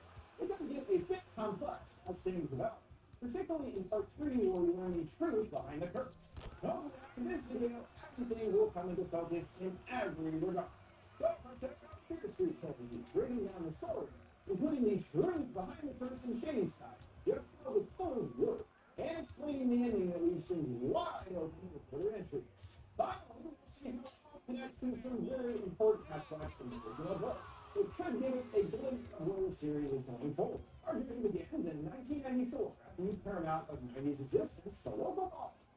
Closing down for the night at the Dalton's, rest in peace. It's a big preview of her and team getting settled by the January Martin, and now the ride, touching a blow-up there. Walking away, a voice whispers his name, assuming that it was Heather, but he said it wasn't her. Waiting for him to give her a rush, a masked assailant appears and stops her through the sword. He has hit her with a knife, but she's saved by a blow. But her life is short-lived, however, not making it out of the courtyard. Sorry, Casey, Heather, here goes the mask. The villain is lying to lead to her shop. Unlike the Ghostface killer, Ryan was quickly dispatched by the police. The news fills us in that he was quite a busy boy. Eight dead bodies have been found. Here is first established the dark and violent film history of the town of Shady Side, referencing many previous murder sprees at Camp Night Lane, a milkman that killed housewives in the 50s, and the Humpty Dumpty kill. All this is traced back to a witch, Sarah Fear, who is blamed for starting the whole cycle of death. Meanwhile, its sister city, formerly called Sunnyvale, has been crime-free for decades, eliminating a curse that seems to plague Shady Side and its inhabitants. Even the citizens' love lives have difficulties. Team Dina is scribbling a message to her ex-girlfriend. Her younger brother Josh is much more into the town's history, discussing the latest murders from the AFI chat room, and he is certain that it's a witch back for revenge once more. That's cool when we are treated to an onslaught of neophytes. I think there's 3 in this one scene. So many song changes, turn her head. Disgusted by the couple's movie. While Josh keeps his shit together, I think he reads Konami code to himself. Two of Dina's friends, Kate and Simon, who were attached to the hip, play a prank on him, which he finds in poor taste. People that died. They were brought into the whole Sarah witch thing, thinking Ryan was just a sad sack like the rest of us and went nuts. Dina wants to still see Sam, and since Kate refused to help, he's forced to doctor the family with wanting to see her at the big game versus Sunnyvale. The very player really hammer song will start difference between the neighboring towns. Shady Side full of small courthouses and border businesses, while Sunnyvale is much more wealthy and prosperous. Dina spots Sam amongst the crowd making out with a new boyfriend. To his disappointment, she goes out to Salt, and is surprised by Sam showing up. Things getting pretty ugly between them. Sam moved to Sunnyvale after her parents got divorced. Yet it was Dina who got hurt, her also accusing Sam of being embarrassed and together. She appeared to address the crowd about their neighbors, seeing suffer so many tragedies, and asking why. Yet no answers will provide relief. There's no peace found in the past. Well, I definitely not sure that's who we've come to see. The kids certainly respect the channel's tone glow. Things evolving into total chaos. Almost after, Kate breaks the kids up to finally stand up and take out those Sunnyvalers, everyone chanting their town's name. A car drives up, repeatedly honking, saying a wearing a skull mask. It also includes Sam in the passenger seat. Dina gets some payback ready to fill in a big container of Gatorade. Right before letting it loose, they notice that her nose is bleeding, but she dismisses it and sends the container flying out of the back door, causing the car to crash. Sam calls out on the door, hearing voices whisper. Her nose starts bleeding, and she puts her hand into the earth, her mind filled with quick flashes of many witchy images. Dina and the others check on her and determine that she's fine, as she starts puking up blood. Yeah, definitely. When the police question them, the gang all seemed united with the same line, but it was all just an accident. He was pissed about his car being totaled and grabs Dina, threatening her dead. The whispering continues, focusing in on the bridge, and there's another moment of someone screaming, "Babe, good night." The next day, Dina attempts to check on Sam at the hospital, but is roadblocked by her mom, angrily telling her to never call again. There's someone at the door that Josh doesn't hear, seeing someone in the street donned in a full skeleton outfit. As soon as it's here, she tells him he's looking good and goes back in. He appears to next make his way to where Kate and Simon are babysitting, carrying a window shower he's inside, seemingly attracted to the blood from Simon's shirt. Checking again, they vanish, and his shirt has been all torn out. They drop the girls off with former nurse Mrs. Lane and meet up with Dina to discuss what happened. They still think it's merely Peter pranking them on their own turf. The gang determined fuck him and fuck Sam as well. Dina agrees that she needs to get her psycho boyfriend in check. At the hospital, they get some help from Nurse Dave, apparently who supplies Kate with her drugs for healing, and are able to get to Sam. She accuses her about Pete stalking around, but she knows that it can't be him. He's been here. He enters her stopping, throws a stupid ass. The two get into it again, concluding she never wants to see her again. Pete is stabbed from behind. Dina retaliates with an ID stand, and the duo flee. They hide behind the desk, seeing the nurse has been killed. Stolen. Emerges, and Betty confronts him, which doesn't go well. Trying to skirt past him, the killer gets a hold of Sam. Dina gets her loose, and they unmask him, revealing it's still Ryan, a bloody hole in his hand to her performance. They hijack an ambulance and screech away to the police station. Naturally, they don't believe them, but Dina is certain of what she saw. A frantic call from the hospital whisks them away, leaving them with Kavinsky no longer existing. Upstairs, is taking a piss. Hearing a girl eerily singing down the street, the rest make a desperate escape with him, stealing the officer's gun. Knowing that they are on their own now, Simon strolls down the main street, the girl facing away by a lamppost. She reveals her messed up face and slashes his Achilles tendon. The others discover him fending her off. Dina blasts her to no effect, knowing bullets aren't gonna stop these duels. He dead and can't kill again. Josh recognizes who she is after Simon noticed the wrist was slashed and the song that she was singing. Ruby sang the same line while she murdered all of her friends and then took her life. And Ruby is just one of the many killers in the town's history, just like the Soul Mask has become. This cycle happens over and over. Seemingly normal people snap and turn into straight psychos. Apparently, the first one ever reported was Pastor Cyrus Miller back in 1666. He cut out many children's eyes. This too ties to Sarah. According to the story, she was hanged for witchcraft, and ever since has been possessing people to take her revenge of the town. Just like the local one goes, she reaches from beyond the grave to make good with the slaves. As to all the many massacres are to her, concluding the witch's curse is real. Sam steps in, saying that she saw Sarah herself in the woods. So they return, and at the same spot, discovering a chained bear, yanking out a skull at the end. On the lawn, fear is scratched in it, knowing this must be her grave. They realize now why Sarah is pissed. They disturb her bones and decide to put the bones back in place so she can be at rest. Sam's nose starts bleeding as she grabs a bone, hearing a woman screaming, "It's you!" Taken over with more energy. They are sure of their words. Josh on the lookout, staring intently into the darkness. A guy in the hood, wielding an axe, rushes at them, slashing wildly. And everyone falls back in the ambulance to make a hasty getaway. Oh, that didn't work. There must be more to the curse than just their bones. Josh recognized this attacker as the Nightwing Killer. Everyone trying to figure out why it was it didn't work. Sam realizes that it's not coming from them, but only her. As she is the one that disturbed the grave, it's her that she wants. Josh agrees with this, as Nightwing did run right by him and went straight to her. Remembering back to how Soulmask acted before, he was specifically drawn to the blood, not the kids as they suspected. They ignore a plan to use Sam as bait to lure the killers in and get set up for school. Things get a little sensual with the girls, and poor Josh is going to be there with Kate, running the community code again to his nerves. Sam knows this is all her fault, but then she did go to Sunnyvale to get away from him. as she was scared of us. But tonight is the first time that she's felt like herself in months, and they start passionately making out. I'm sure this is the ideal time for that right now, but even Josh gets a smooch too. Way to go, dude. Okay? They set the trap, putting Sam's hand into a bucket, and spread it out into a trail to bring him into the bathroom that they fill with explosive chemicals. Soon after, all the killers do show, surrounding them from all directions. They do walk right past them and in the bathroom without incident, going right to Sam. While Sam gets out the end of it, they seal up the door with rope and pour out chemicals igniting the trail. Everyone's instantly engulfed in flames, followed by a massive explosion. They put out the fires searching for remains, and it appears that the plan worked. There's blobs of black fire all around the field. They begin to reassemble themselves. The hand flies and reaches out. They can't be killed in the traditional sense, which this makes clear. Running out of options, Kate suggests, well, everyone else died. So Sam must have to die to stop them. And she actually agrees. Dina doesn't now is pulling her back as they throw her to the wolves. Another that about to pass triggers something for Josh. There might be another way, but there was one survivor from the massacre of Nightmare. See Bert, believing that she is the key. She went through an experience just like Sam's simulation of name. Unfortunately, she doesn't answer the phone, forcing them to quickly explain the situation to her answering machine.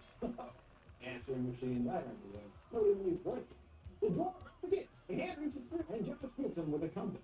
Sam checks the story again, realizing Sue Berman technically did die, but was brought back to life thanks to CPR. So she survived by dying later, and they adopted a plan to kill Sam and bring her back to life, just like the girl. The kids come to the grocery store for the setting of the next Hellblade scheme. Simon knows from experience with his brother who OD'd, they will do the same thing for Sam. She will have to inject all of them for it to work as intended. As far as bringing her back, they have a bunch of EpiPens that are essentially adrenaline, and should shock her heart back to life. They all mark themselves out with their blood. Split up, Simon offering a nice pep talk to John. He thinks that Kate is just being nice to him. He corrects that she isn't nice. He must actually see something in him, and he should see it in himself too. Now, man, and check that exit, but Sam is worried that she might just die. But Dina is not gonna let that happen. She vows after all this, they're on a date, including some hamburgers and listening to some Pixies, sounding a good time. But first, you gotta die. Get the first pile of pills. Ruby is the first killer to arrive. Josh hearing heavy footsteps behind him, about to take the next round of pills. Sam wretched, spoiling the whole plan. Stormblast appears behind him, but luckily Kate wins an assist with a makeshift flamethrower, and they carry and weaken Sam away. But you still got to die somehow. Decide to drown her in the lobster tank. Ruby makes it to Simon, pulling the razor on him, but he's back, defending himself. Nightwing attacks Josh, getting his axe stuck in the shells. Kate laps Stormblast in the face with a muffin tin and gets stabbed deep in the gut. But she keeps furiously fighting back until he flings her down on a deli saucer that whirls to life, pushing her right into it, getting her head sliced into deli thin cuts. Again, easily the best and most story killing the entire trilogy. And also, past that, you're like, poor Simon is quickly taken out too. Nightwing chopping right into the top of his head. That was certainly abrupt. He's still busy drowning Sam. All the killers making their way out. Just then, Sam's mind is filled with visions, and she goes limp. The electricity bounces, and all the henchmen vanish just in the good time. Josh retrieves the EpiPens, and they jabber with Seven, looking at first like it's not working, so they just keep jamming more and more in. Josh moaning, everyone is dead! He desperately tries CPR, and huzzah! It works! Sam chips up water back to the land of living. Everyone sighs in relief. It's all over. But of course it's not. There's still 2 more movies to go, you fools. With a review by Gus, just like before. They finish in unison, but as hard as can be logically pieced together, Simon and Kate will take the blame for the murders. When asking if she's okay with that, Dina spits back no, but they're dead anyway. Poor Martin has been locked up this whole time and gets smart from Josh on the way. Carson has paid bigger report. Mrs. Fraser is waiting to get Sam. Dismayed when seeing them holding hands. Hopeful to see them. Sam considers her response. Eyes burning. No, see you tonight, he says, and gives her a smooch. Shit, even Josh is growing out of his shell a bit. He ordered himself pizza. Look who's a pizza order. Where do you go? He then gets a call. At first hearing dead air. Then Will's voice, surprised that she's still alive. It's Sue Berman, and she's like, thanks for the great timing, lady. It's all over. She urges it's never over. They might have stopped the killers, but they didn't stop her. We got underground to the ritualistic chamber of some kind and worked on some rocks with names etched into it, including several known previous killers like Ruby and Ryan. Another one is then scratched in. Sam's name, she's gonna for an all killer too. She's there on the roof, the fly buzzing around her. Dina looks down, seeing she's been stacked and falling to the ground. Josh is preoccupied with his check. Hearing bangs from above, the girl is beating the absolute hell out of her. Sam walks and lifts her up, and Josh is bubble and bird. Dina puts a hand on his shoulder, turning back in surprise to his injured sister. There's blood everywhere upstairs, seeing a convulsing, wild Sam tied out of her phone. Dina growls. We have to get her back. They're now even more dirty of help, and there's only one place to go. See, she appears to live in a quite structured life. The alarm clocks all over the damn place, and probably doesn't go out much.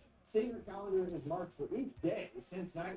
Today, 5,937. She whips together a lovely dinner of Stouffer's and Jim Beam. Woman. The kids show up and search the perimeter, and hopes she forgot to lock one window, but easily sneak inside. They explain who they are, and Berman Gaston will what would you come here? They show her one, hoping to deranged Sam still with her. She initially orders them to leave, but Dina begs, and she wants her, and she can't help but cave. After locking Sam up in the bathroom for safekeeping, Berman spins the tale of guess what happened back in 1978 and go off the first day of camp. Her voice breaks. 1 week later, my sister was dead. Things never seem to change in the long-standing rivalry between the towns. Young Ziggy being chased down by some Sunnyvalers declaring her to be a witch. They tie her to a tree, and not just any tree, the very tree that Sarah was supposedly hanged from. They start to singe her arm and bury her by neck in another room, telling his brother to let her down. Or they'll tell him off. Nick, of course, being a young sheriff good, along with his brother, crashes to the mayor of Sunnyvale. Nick follows after, asking for a thank you, and quickly getting how abrasive and rough Ziggy is. He sarcastically thanks the king of Sunnyvale for rescuing his kid and gives him the bird and stops up. What? Certainly not making a shit. Her sister Cindy seems like the complete opposite. A tightly wound goody two-shoes. She and her brother are cleaning up some hot red hots in the office. But she inevitably gets some honor and loses it. Him jumping, only she would get upset getting dirty, cleaning it out. She suddenly realizes two people are missing their duties. Coming in and they were banging. Alice being quite casual about it. She trusts them to get to cleaning, but they aren't willing to do any more shit jobs. Offering them if she gets them some good grubs from the nurse, they'll do anything that she wants. Class acts over here. She puts her foot down, but they are unfavored, calling her a snitch, and put back her opinion. Ziggy goes to the nursing station, finding an open book out on her desk with an illustration of the witch's marks, the big single thing we saw on the ground. Nurse Lane, who briefly saw ladies, took the girls to her house. She appears upset, but brushes it off and helps her with her burn. She asks about the book, and she gets serious, asking if she knows about her daughter, Ruby Lane. Of course, everyone does. Ziggy relays, this is what we've seen so far. It sounds like she was a perfectly happy, calm girl until she randomly snapped one day and killed 8 people, including herself. She knows rumors from the kids that it was Sarah behind it, asking what she believes. She then gets a little aggressive with her bandaging, saying sometimes murder is necessary and good. Totally looking kept out for him there. Cindy shows up and there's serious friction between chiding Ziggy for being in trouble and her calling her man. She tries to lay out the seriousness of the situation. If she gets kicked out, then fuck her. And then she's gonna pay for her power.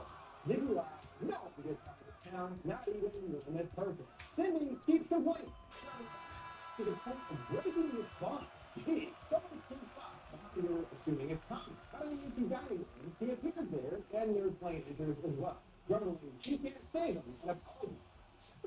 She tells her that she saw Tommy's name on her off wall earlier. Right now, he's gonna die. He goes down with him.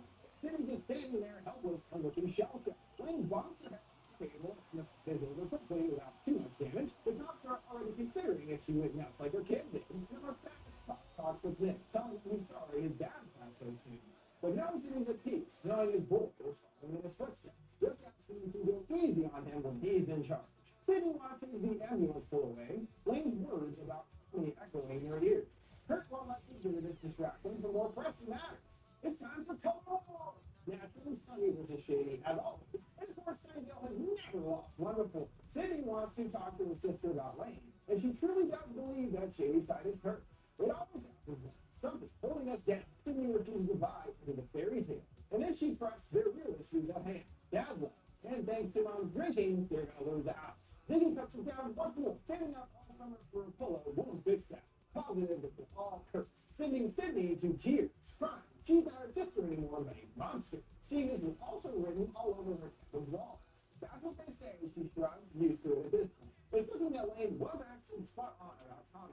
In the middle of laying out strategy, he dazes away, hearing someone whispering his name. Sydney asks if he's okay, but he says he's fine. Good, because she needs his help getting a key to the infirmary, and they bust into search the place for some insight indicators of odd behavior, perhaps drugs, or something of the help. They do find some evidence of this, a mystery container of pills in her drawer. They're then drawn to the book, reading that Sarah cut off hands on safety stuff for eternal life, which started the area with the marks spreading darkness across the lane. Alice and Pretty Sure also look at the drugs, and they grab the book away from them. Alice reading mockingly from it. One hit and lost forever, without a grip on lands on burn. The curse will last. Until Bobby and Andy up. Oh, there you go, in the hand too. They also discover a map of the camp with markings all over it, including the word 1666 June, which is what Shady Cyrus called before the town was divided. The camp was built on the same land as the original settlement. That corner is written Sarah Fear, along with a bunch of different accents. Curious what it means, they decide to fight out for themselves. They come to the spots permanently. Alice falling right into the hole. Realizing Lane must have been digging for Sarah's missing hand to stop the curve. Sydney still not believing it's real. While rocking a pets, Arnie stumbles to what he thinks must be the witch's house. Another hole. Sydney is ready to leave, but Alice climbing right down into the hole. When surveying things down there, someone must have been here recently. A bunch of overtly witchy-looking stuff. Sydney dies ultimately follow after. When he comes behind and coming to the witch's mark area, a fire there burning. This is where she lost her hand for eternal life, as it finally dawns on Arnie what the pills are. Meaning Lane wasn't on drugs as a real substance, also meaning that she was probably about Tommy too. Right up here, Arnie wants to leave and encounters Tommy face obscure and shadow. He claps right in his face, giving no reaction whatsoever. And Sydney hears the voice again whispering her name. She remembers some smoke from the shuffle, exposing another area behind it. Again, hearing the voice. Alice pulls her away, having found the names on the rock. Stop it. Billy looks for really all the Shady Side killers except one. The newest name, Tommy. Sydney thinks it is a joke, but Alice argues, how that got even done it? So quick, Tommy grabs an axe, now fully possessed, and jams it right into Arnie's face. Then turns to the other. Both screaming their hands up. They retreat back through the bookcase and knock it over, crawling into more caves. Ross fell out behind him, hitting them in, but at least keeping me away. But now, Ziggy and Luke team up to prank Sheila, leaving her to meet up to the out. Nothing more romantic than a rendezvous in the ship. We find another note there. Woke up, signed XOXO the Witch, unleashing a bucket full of bugs down upon her, and a trapper inside. Sydney is still trying to figure out how to get out of here. After all, the clues didn't stop with one murder. The house is gone after her boyfriend was shot to death and everything. Sydney continues to refuse to accept any supernatural involvement. Throwing the book down. It sounds like they used to be friends, but had a falling out after the snitching incident. Even manages to push usually less Sydney into action, shutting her back. Alice is pleased. That's a Cindy I know, she smirks. She needs to find another way. Alice shouting, don't come back! Sydney winds up going in a circle. Looking back at the book, they figure out that the symbol itself is a kind of map of the caves. Tommy has gone both ways with Wayne Killer. One point in Jeremy tries to handle some captive players. He tries to be a big boy, although he can't pull it out like a screen digs. Well, waiting out to be the jailer there, Jeremy. Tommy gets his next kill, moving to sign the boy. We're always surprised when movies go there. Well, we're strapped. Tiggy and Nick are starting to show some sparks, with him opening up about the pressure that he feels having a kind of pre-ordained life. His dad was a king of Sunnyland, and it's up to him to fill his big shoes. The future of the family depends on him. He appears to be struggling at least somewhat with his destiny. That's not what he wants. He likes Stephen King. He likes the weird girl from Shades. They are stopped by screams, two little remnants of Jeremy, including a shattered spouse. Put the whole round on hold, kids. There's a killer on the loose. The counselors try to wrangle up the kids and the rest. One of them missing at least 36. We divide up to scour the path, while the other girls confront Ziggy about Sheila's woman. Here comes Linear internally and goes to letter 3. Alice and Cindy continue to navigate their way through the caves, coming to an area covered in a similar black goo that makes up those henchmen. They come to a heaving, beating mass, a giant dark puff with flies buzzing all around it. Alice hears her name and touches it, flashing back through the many Shady Side villains. This causes her to see them all up here. As he randomly slips, breaking her leg quite painfully. As to where the killer strikes next, as Alice is walking her back. Finishing Sunnyvale at first, and Real hitting Shady Chick John. Once finishing out, she's already hardwired like a so anyone out there spits her big. John gets stressed and is blessed to find a dude in her pocket. Tommy sneaks by the window outside.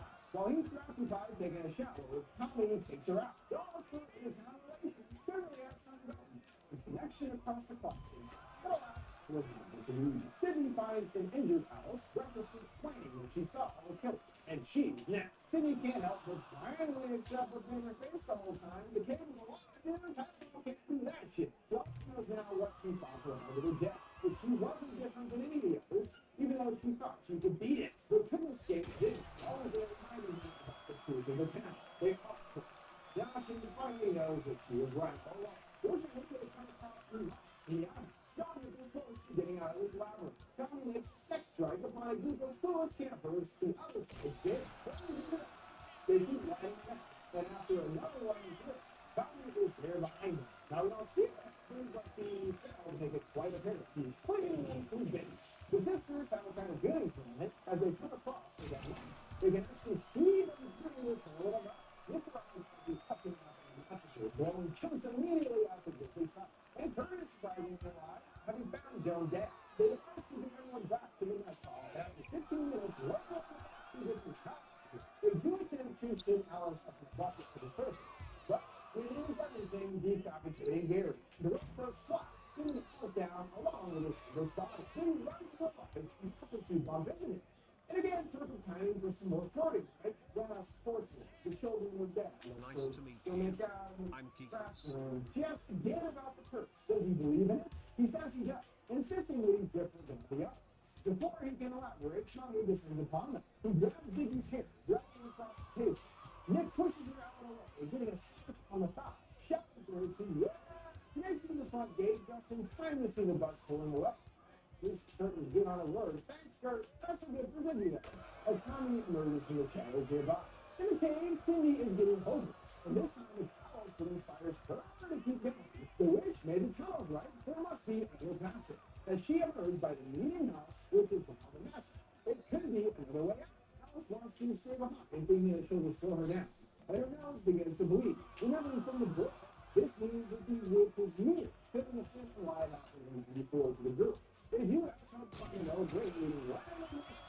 And this time, Ziggy enters with Tommy hot on her tail. She breaks the radio out. The two cover the sounds and they enter. Cindy is able to pick the screws loose while Ziggy hides in the dark. She sneaks out back into the gun, but the music cuts out, exposing her. She stabs him in the chest, choking her back in return. She stops the potato sack over his head, holding it tightly to strangle him. Or a little bit of sweet assassinate. Now resembling sackhead dates 13 part 2. About to chop a good, Cindy gets him in the back. He takes a moment of longing remembrance before getting him a few more times.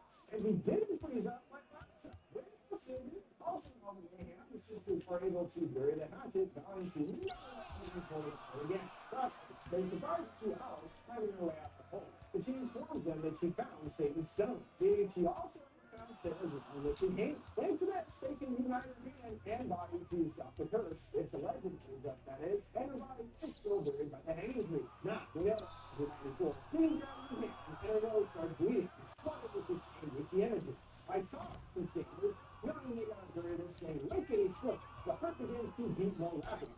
And what the inmates out of it created a more human form from it. The name of the starts to bleed, including seeing his fingers start to twirl. These intention was more. Now understanding that they emanate directly from the start and source of evil power. Tucker is dead, just like Prime. He was resurrected as one of Satan's own. That was Alice's name to spill her guts. Opening around her family life and mind stealing so that she could eat. Tonight she feels full of purpose for once in her life. Asking to see this through. They all go to agree. Well, shady scene. As usual, when someone really starts bearing with emotions, Supreme emerges and slices her. Cindy goes at her with a shovel to the neck, growling, "Why won't you die?" Because she won't be decapitated. They then hear the shots out to a Ruby on the scene. She finds out, still covered in goo, tries to make a break for it. The sisters arrive at the burial spot, start digging frantically. It is already a problem. The butcher pin and other drugs on the way to unto them. They hit something in the earth. A rock with an unfortunate twist. Written on it, bewitched forever is. The body isn't here as they were hoping. Man, nobody's plans work out for you. There's no idea what to do next. The henchmen have been completely surrounded. Cindy pleads to let her sister live, and Nolan says she black on after her. He pushes her away. He bumps Tommy with the shovel, and he knocks her to the ground. Ziggy runs right into another killer and gets stabbed. The sisters are forced to lie next to each other as they are respectively stabbed and slashed mercilessly. She gurgles, nothing will keep us apart. Never again, Ziggy responds. They both succumb to their wounds. The sisters' arms motionless, just inches apart. I guess it's supposed to be a twist or something. Now I know that old C. Berman is pristine.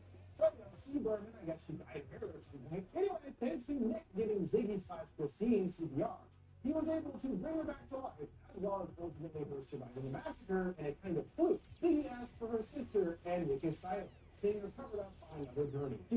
She sacrificed herself for nothing. She went to tell the truth about what happened, but no one ever believed her. Those type of kids in the 90s, the truth was always not the same as the cover story. As for Nick, Ziggy thought he was different, but he too toed the town starter line.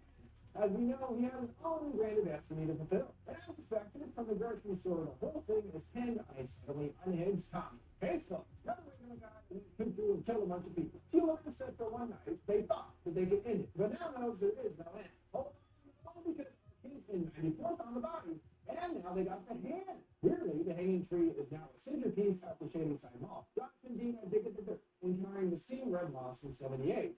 A Jew unearthed the hand still there. His nose starts to bleed, being evil is nearby. He's undeterred, placing the hand with the other bones. Images of her friends slipping by as she does so. I've got to live, she triumphantly declares. It's over. Once attaching the bones, she sees more blood red images. And Sarah standing over a water. Nice to meet you. Becomes I'm Sarah, Keith. blasted back to, you know where? 1666. It's like a quantum leap situation specifically, where you're seeing through someone else's eyes. You know, she sees Sarah's reflection in her own and stuff like that. Once again, the plan to stop things has hit a massive wrinkle. It appears that Sarah has more things to show them as we uncover the truth about the curse. Sarah's brother looks quite familiar, calling over to help with their pregnant pig. They do some quick work with the knife. She's able to save the babies and the mother too. The father brings up the wife. Only good, and that's absolutely Nick, obviously. He's lots of this, wanting her to marry him, but isn't interested, but it's like there's some kind of big celebration. All it is doing a back and forth kind of coded phrase, and cutting hair is going. It was quite surprising giving it to the pastor's daughter. And it looks like just as with Sam and Dina in 94, these two have a catalog connection brewing. An extremely greasy Thomas stumbled out of the house, getting all of this, and putting the heat up to about all secrets of the union. What's happening? You might be busy. He gets a ticket himself in, and he seems genuine in his sense. His brother is back to the cell. Being the good, simply art garments, but he's still hoping for a good crop. After all, it is still overnight, and it appears that there is already a witchy lady out in the area. As they're going to steal some psychedelic berries from her, he's sadly 1,000 years old and drinks blood to people you. He sacrificed her husband to become Satan's bride. The other girl, she was even close to the natives and fell in love with them, and that's why she was exiled. That also that's part of the end. They were a lot of tenants, scanning for those sweet, sweet berries. Sarah still across the shelf, hoping to pay for a simple exchange. A dog looking back there, along with her dude. He begins to read each name of a piece of pet. Mary stops her, poking guns. She wants you to beware of them. If you're not careful, they can get under your skin and consume you from the inside. He blows you the meat, and will come it out there, and then you stay big with the berries, just in time, and big force, jamboree. Woohoo! Gonna be a big time in the forest. We get the whole that magic berries. Everyone jumps over there, singing cookie hour. Dance on the winner. Sarah looks to be swimming on his hand. She bumps into some dude in paper, and he gets aggressive with her. Sarah steps in and pushes him away. Look at a guy with a real dominance. The two go off and then he gets seen, but they stop and still off. But Hannah doesn't feel that. She says, well, I'll stop if you want me to, and she clearly does. The moment is good. Harry is quick snapping. Never is someone else to see to their hole. If the sticks out, well, hey, Santa appears, but Sarah isn't alive, saying she wasn't alive until now. Released by the top of I'm watching over them, chuckling, Sarah says to himself. Things quickly turn south. As Hannah shows up with some troublesome news. There's something wrong with her boss. He started whispering to himself, staring out the window. Some of those flies buzzing around him. As he moved past her was his first reported victim of the witch. So someone else was behind it, not Sarah. I mean, I believe this entire time. Hannah is worried that it's their fault for sinning. But Sarah disagrees, assuring that everything's going to be alright. Hannah's mom storms in blaming her for ruining her life. Tom Solomon and is spreading the word around town about her wickedness. He tells her outside, literally everyone in the story of being able to stink at. Move along, people. Be pretty strong on your exposure. You know, but you Sarah's father has to do with a late night legit as well. He gets emotional over what he believes are his failures. It was his mother that wanted him to separate. If she was still alive, he feels that she could have left with a different path. He got his so-called strangeness. But now he feels it's too late. What got into the pasture spreads further into the land and food. All the ground has grown moldy, and the fruit is rotten too. Maybe mommy baby has consumed all the babies. Ooh, that's not weird. The town got also included, pulling out Sarah's dead dog from a lady shuddering. Oh, this fine. Solomon appears to still be supportive at least, giving her with a knife and thanks. She reveals that she saw a figure that night in the trees. When since then, where's that again? That really feeling maybe that wasn't. Something was wrong. He speaks away, looking McKenna as just a doubt, meaningless. But for her, that is not the case. It is not to be a step first. However, the only way for the evil to come in is through a choice, which is done for the blood of experience. Don't time it out. The pastor has left with a bunch of kids in a row. He's going to get him down. And you can see everything now. The town's full can't be held back anymore. Everyone continues to be inside. Someone takes it out in the picture. Everyone more convinced than ever if there's witchcraft afoot. The town is hungry for vengeance. And they're determined to find out who is behind this. Searching the kids for a witch's mouse, while plenty of books, they were his turn by a butler, Taylor, who lied to the jacket, saying that he was witched by hand. And he was lost in his life. Both of them, Sarah and everyone buys it immediately, changes witch. They quickly trap her hand. And Sarah is able to say hit it. He makes her reaction to finding her back in the strut. They're going to hate them both in the morning if she doesn't leave. Sarah refuses to do so. And it's an idea. They think they're guilty no matter what. But you might as well make the deal for real. Let's give them. She makes it back to Mary's side. And let's start that plan, finding her dad. Her throat slit. Plans go right in these things. With that, she turns to her allies, and then perhaps she has something to deal with the death. After really things for politics. He says he believes her, and she's forced to fight when Caitlin kills up with some other guys. Sarah finds her way through to another room, discovering the witch's mark is there. She puts her fingers in the design, pulling out blocks, seeing a book at her on the same single exchange page. Yep, oh, he does an incantation where we bring them up and being watched for life. South Korea is a good family and something that after all, and the entire family line has been in control of the first ever since its beginning. He defends that for their own getting power and legacy in exchange for one simple soul, Cyrus Miller. And it appears all wrong. She reminds him, well, he did kill all those kids too, but now he can't be wrong. He tries to appeal to her that they are one and the same. They are different, and they want bigger things for the world than others. He vehemently disagrees, scowling for nothing like it, and gets him with the knife that he gave her in the back. Into the present pal. She ends up at the spot that leads to the Allies in the 70s. And as her hand is found there last time later, we see what goes down in the flesh here. Someone attacks her, and she holds up her hand and says, and finally brutally severs a complete mega witch. She manages to get outside and finds him, smiling from him. The last one, the Solomon grabs her for claiming that he found the witch. It's time for the big bang. When Sarah suffers, she takes all the blame for everything. And just like that, Hannah is set free. Sarah danced Solomon in a moment. She will be his curse. Solomon hid for his journey. Whatever it takes to make the truth come out. After she's gone, the girls think that she is in more prosperity and moving somewhere else, so no one can know where she is.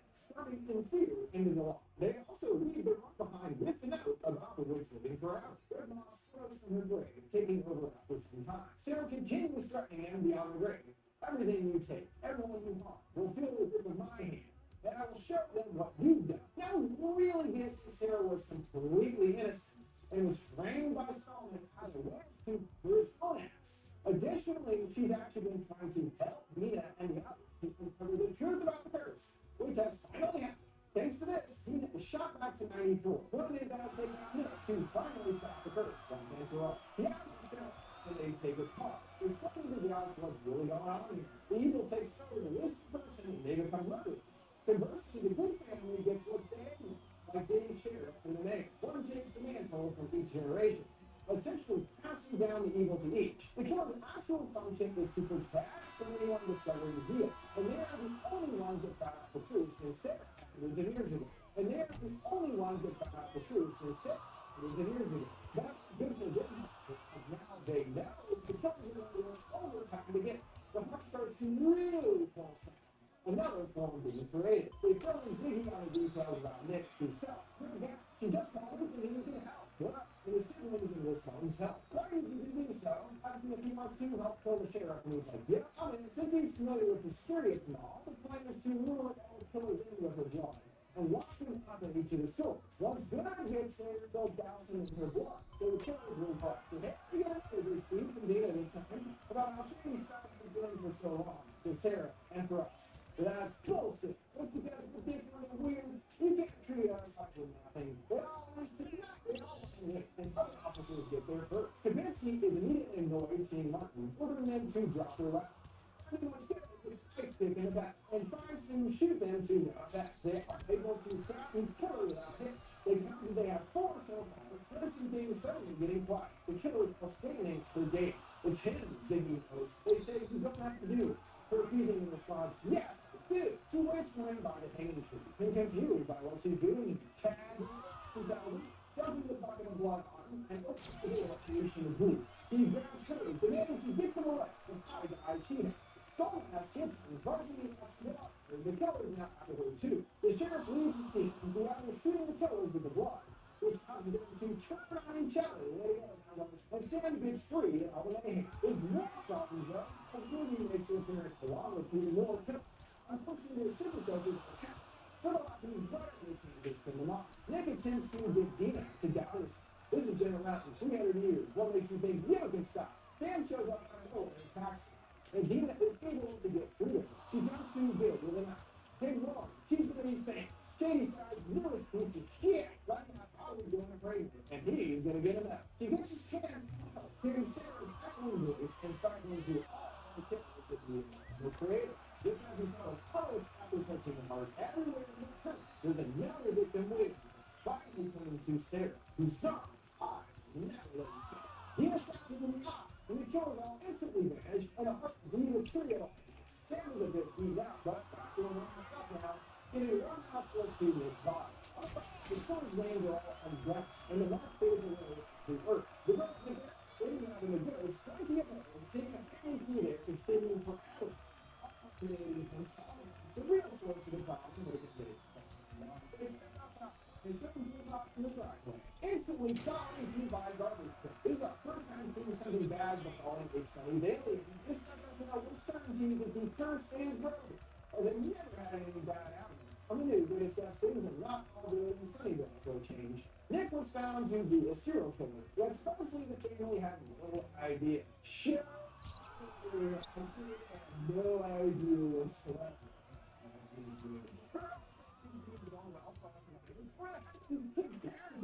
City visits an old cowboy slang and return to the journal after all these years and give no one time. So at least both do get some kind of closure, but of course nothing will bring back their own voice. Ian dropped off at school. The market specimen alongside by his truck, including a CD player. The kids wondered who the heck was on one of those.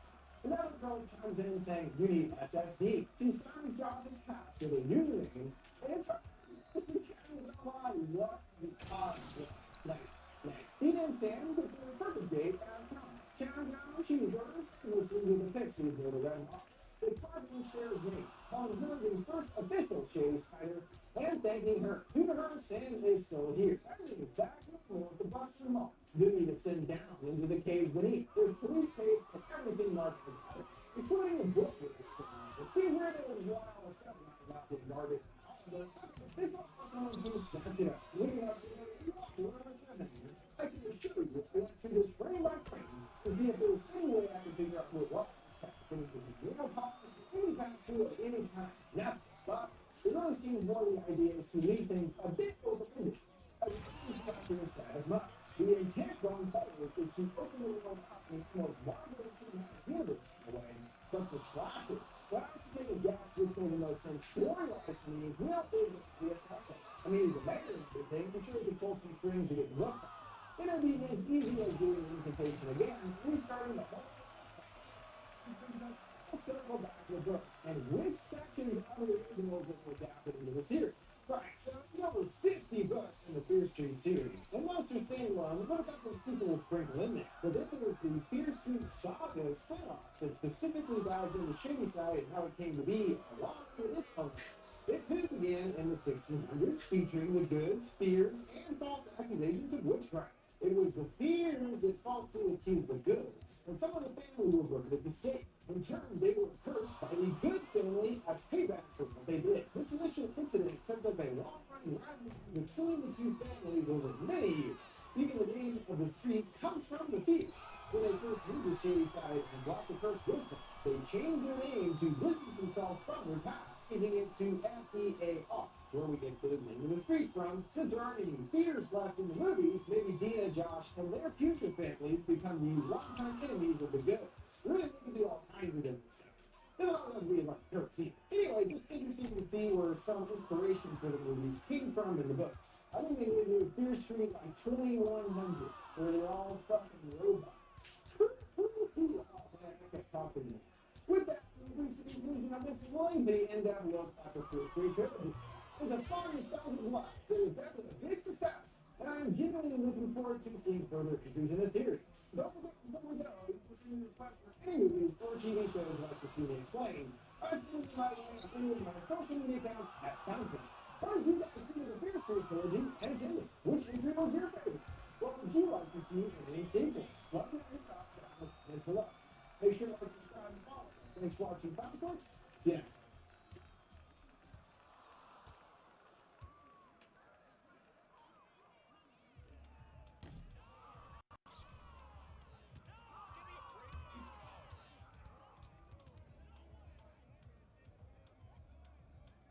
Everybody, welcome to Conflicts. On this thing explained, we're looking at antlers. For a small-town teacher and a brother of the local sheriff, discovered a young student is harboring a dangerous secret that can have frightening and deadly consequences. So this is one that I was looking forward to for a long time, but it was an unfortunate victim of delay, coming out over a year after it was initially supposed to. Based on the trailer, this seemed like it was going to be a really gory and scary experience, but it admittedly wasn't as strictly horror as I thought. In a sense, this was a good of a disappointment, but also, I'm sure, is based on having to wait so long to finally see it. It would have been difficult to live up to that build-up of hype. Now, don't get me wrong, it's not bad. It's actually really good. It's just a little different than I anticipated. It's much more about personal trauma and how we carry it with us throughout. That's much more of the focus over the horror side of things that definitely left feeling a bit underwhelming. It does have some excellent moments of gore, and the way to go, it looks awesome the bit that we do see it.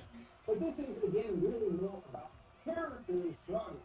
And it makes things feel a bit more down overall. It's just kind of sad more than anything. Regardless, it's exceptionally well crafted and is able to subtly cover a lot of different themes with the story being told. Totally covering all that.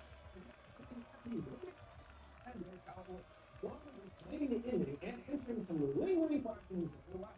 We begin with a croaking voice that fills us in on a potential reason behind the Wendigo's resurgence.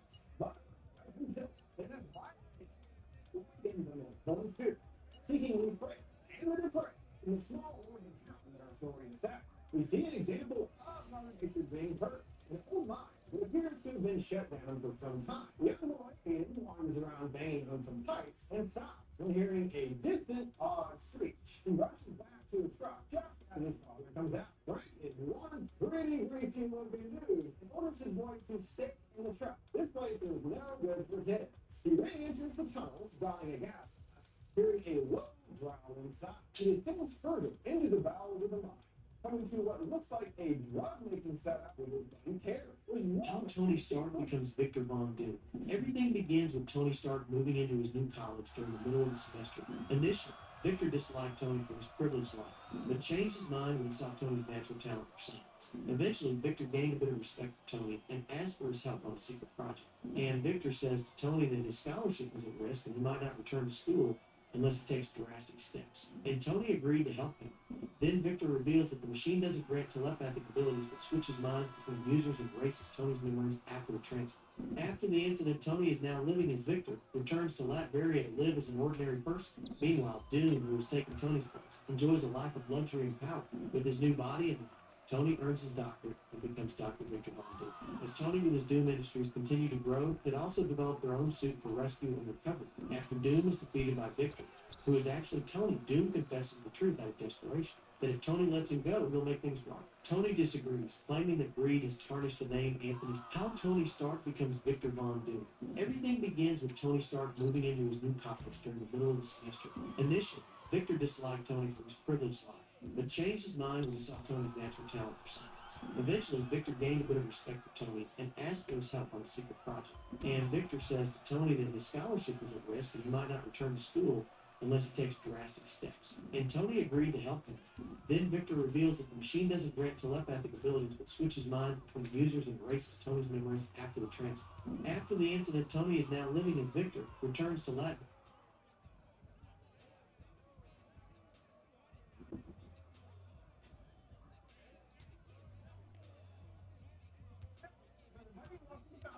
Listening is why we're looking at antlers. For a small-time teacher and lovely local parent, the young student is harboring a dangerous secret that can have frightening and deadly consequences. So this is one that I was looking forward to for a long time. But it was an unfortunate victim of delay, coming out over a year after it was initially supposed to. Based on the trailer, this seemed like it was going to be a really gory and scary experience, but it really wasn't. It strictly horror, as I thought. In a sense, this was a bit of a disappointment, but it also, I'm sure, is based on having to wait so long to finally see it. It would have been difficult to live up to that build-up of hype. Now, don't get me wrong, it's not bad. It's actually really good. It's just a little different than I anticipated. It's much more about personal trauma and how we carry it with us throughout our lives. It's much more of the focus over the horror side of things that does end up feeling a bit wrong. It does have some excellent moments of gore, and the way to go looks awesome the bit that we do see it. But this is, again, really more about characters struggling. And it makes things feel a bit more down overall. It's just kind of sad more than anything. Regardless, it's exceptionally well crafted and is able to subtly cover a lot of different themes with the story being told. So we'll be covering all that. Looking at the Wendigo stuff and just how it works, along with explaining the ending and answering some lingering questions that we're left with. We'll begin with a croaking voice that fills us in on a potential reason behind the Wendigo's resurgence. But as we take an violation is awakened in the Holy Spirit, seeking refrain and with a prayer in the small organ of our story is set. We see an example of how nature being heard. An old mine that appears to have been shut down for some time. The young boy wanders around banging on some pipes and stops when hearing a distant, odd screech. He rushes back to his truck just as his father comes out. Frank is one pretty greasy looking dude and orders his boy to stay in the truck. This place is no good for kids. He then enters the tunnels, donning a gas mask. Hearing a low growl inside, he descends further into the bowels of the What did you say coming to what looks like a drug-making setup with a terror. There's more screeching, which they find out as the place isn't supposed to be open for another 2 weeks. It bellows again, and it's definitely otherworldly sound, but Frank assumes that it must be an end. He makes his body to check out, and they enter another tunnel with many bags hanging from the ceiling. Most likely a wall of some kind designed for protection. See little particles that resemble embers in the air. A creature's shadow emerges, and it proceeds to tear the truck.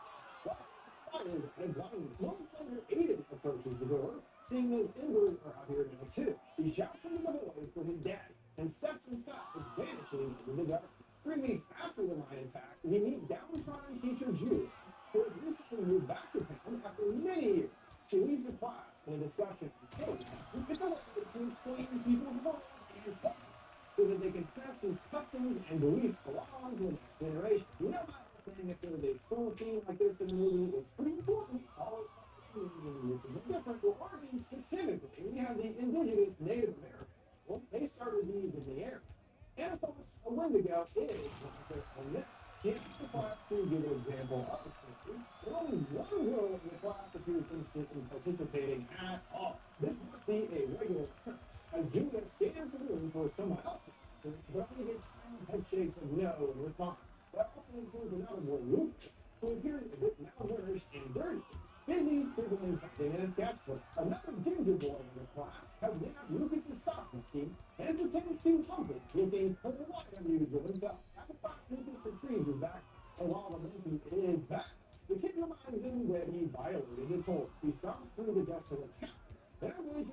town was once thriving, but everything changed when the mine shut down. And now it's mostly in shambles as a result. He happens upon a skunk near the mine and grabs a rock, intending to kill it. He makes it home carrying the animal and approaches the door with two haphazardly installed locks. He places an ear to listen and sighs deeply before opening it up. Even though it's not made clear just yet, Frank is his dad in his brain. So after what happened at the mine, they somehow wound up and walked up in the house. And the delicious skunk meat must be there. What we do for Frank. He's not the only one in town suffering from trauma. As we checked out with Julia at the corner store, and she can't help but have her attention drawn to the sweet little artist club. He's never really more than hinted, but the implication is that she had a drinking problem and is currently struggling to remain sober. However, she keeps her nerve and distractions up, avoiding the alcohol. Oh, a report on the radio gives us more background on the mind's reopening. Thanks to the doctor rolling back from Hold on, Cairo. Hold on, buddy. Being described as a crisis of energy. Of course, it's not good for the planet for multiple reasons. Probably it's not. Juliet proved to a kid that triggers a memory for our time. Seeing a shadowy figure looming upstairs. There's a flash of her as a kid hides. Boy her coming down the stairs towards her. It must be that her father was abusive, and this is why she left her home in the first place all those years ago. Being back started to cause those repressed memories to start trickling back in. Whether she wants them or not, her brother slots the sheriff Paul. Comes up to her asking how school was. She shrugs, but it was about the same. And suggesting to give it some time. But she doesn't think it's about that. And the whole the kids is a bit of a disappointment, turning to some family stories, including her mom. She can't even bear to look at, taking more of and putting them face down at the fire, establishing a kind of trauma bond with her in the wall. He is looking at his own family photos. And just like Julian's dad, other evening, Just gotta come get him. the show is back. No, bro.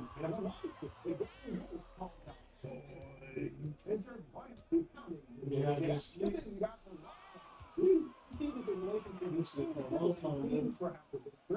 You had good sleep? Julia really discovered, and she responds to just wants some more space and promises she'll move out as soon as she can. Hey, what? And you didn't say anything.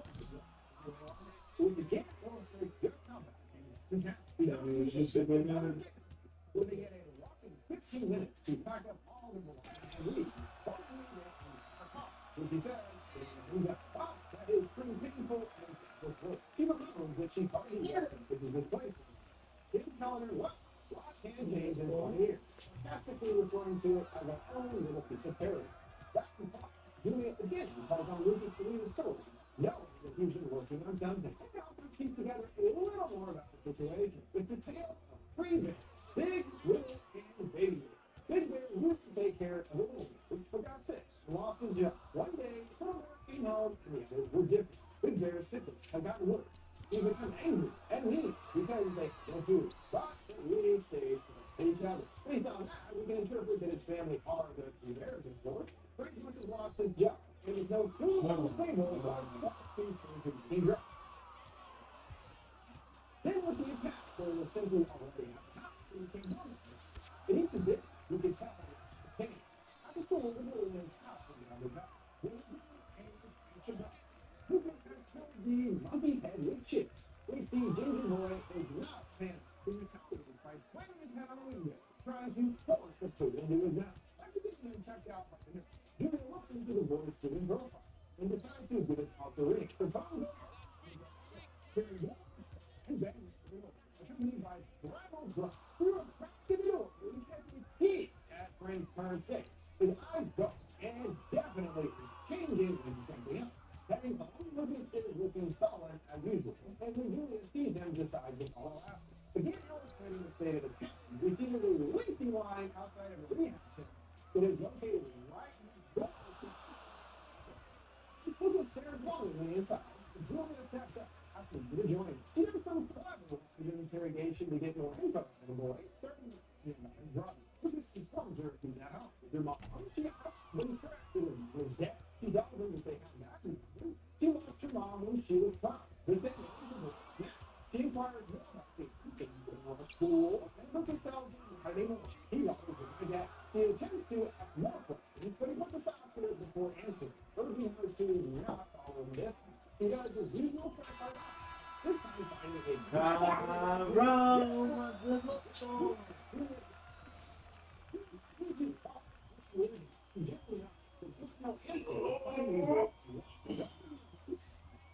here's Frank grunting and pounding a little. This is like a gift to it.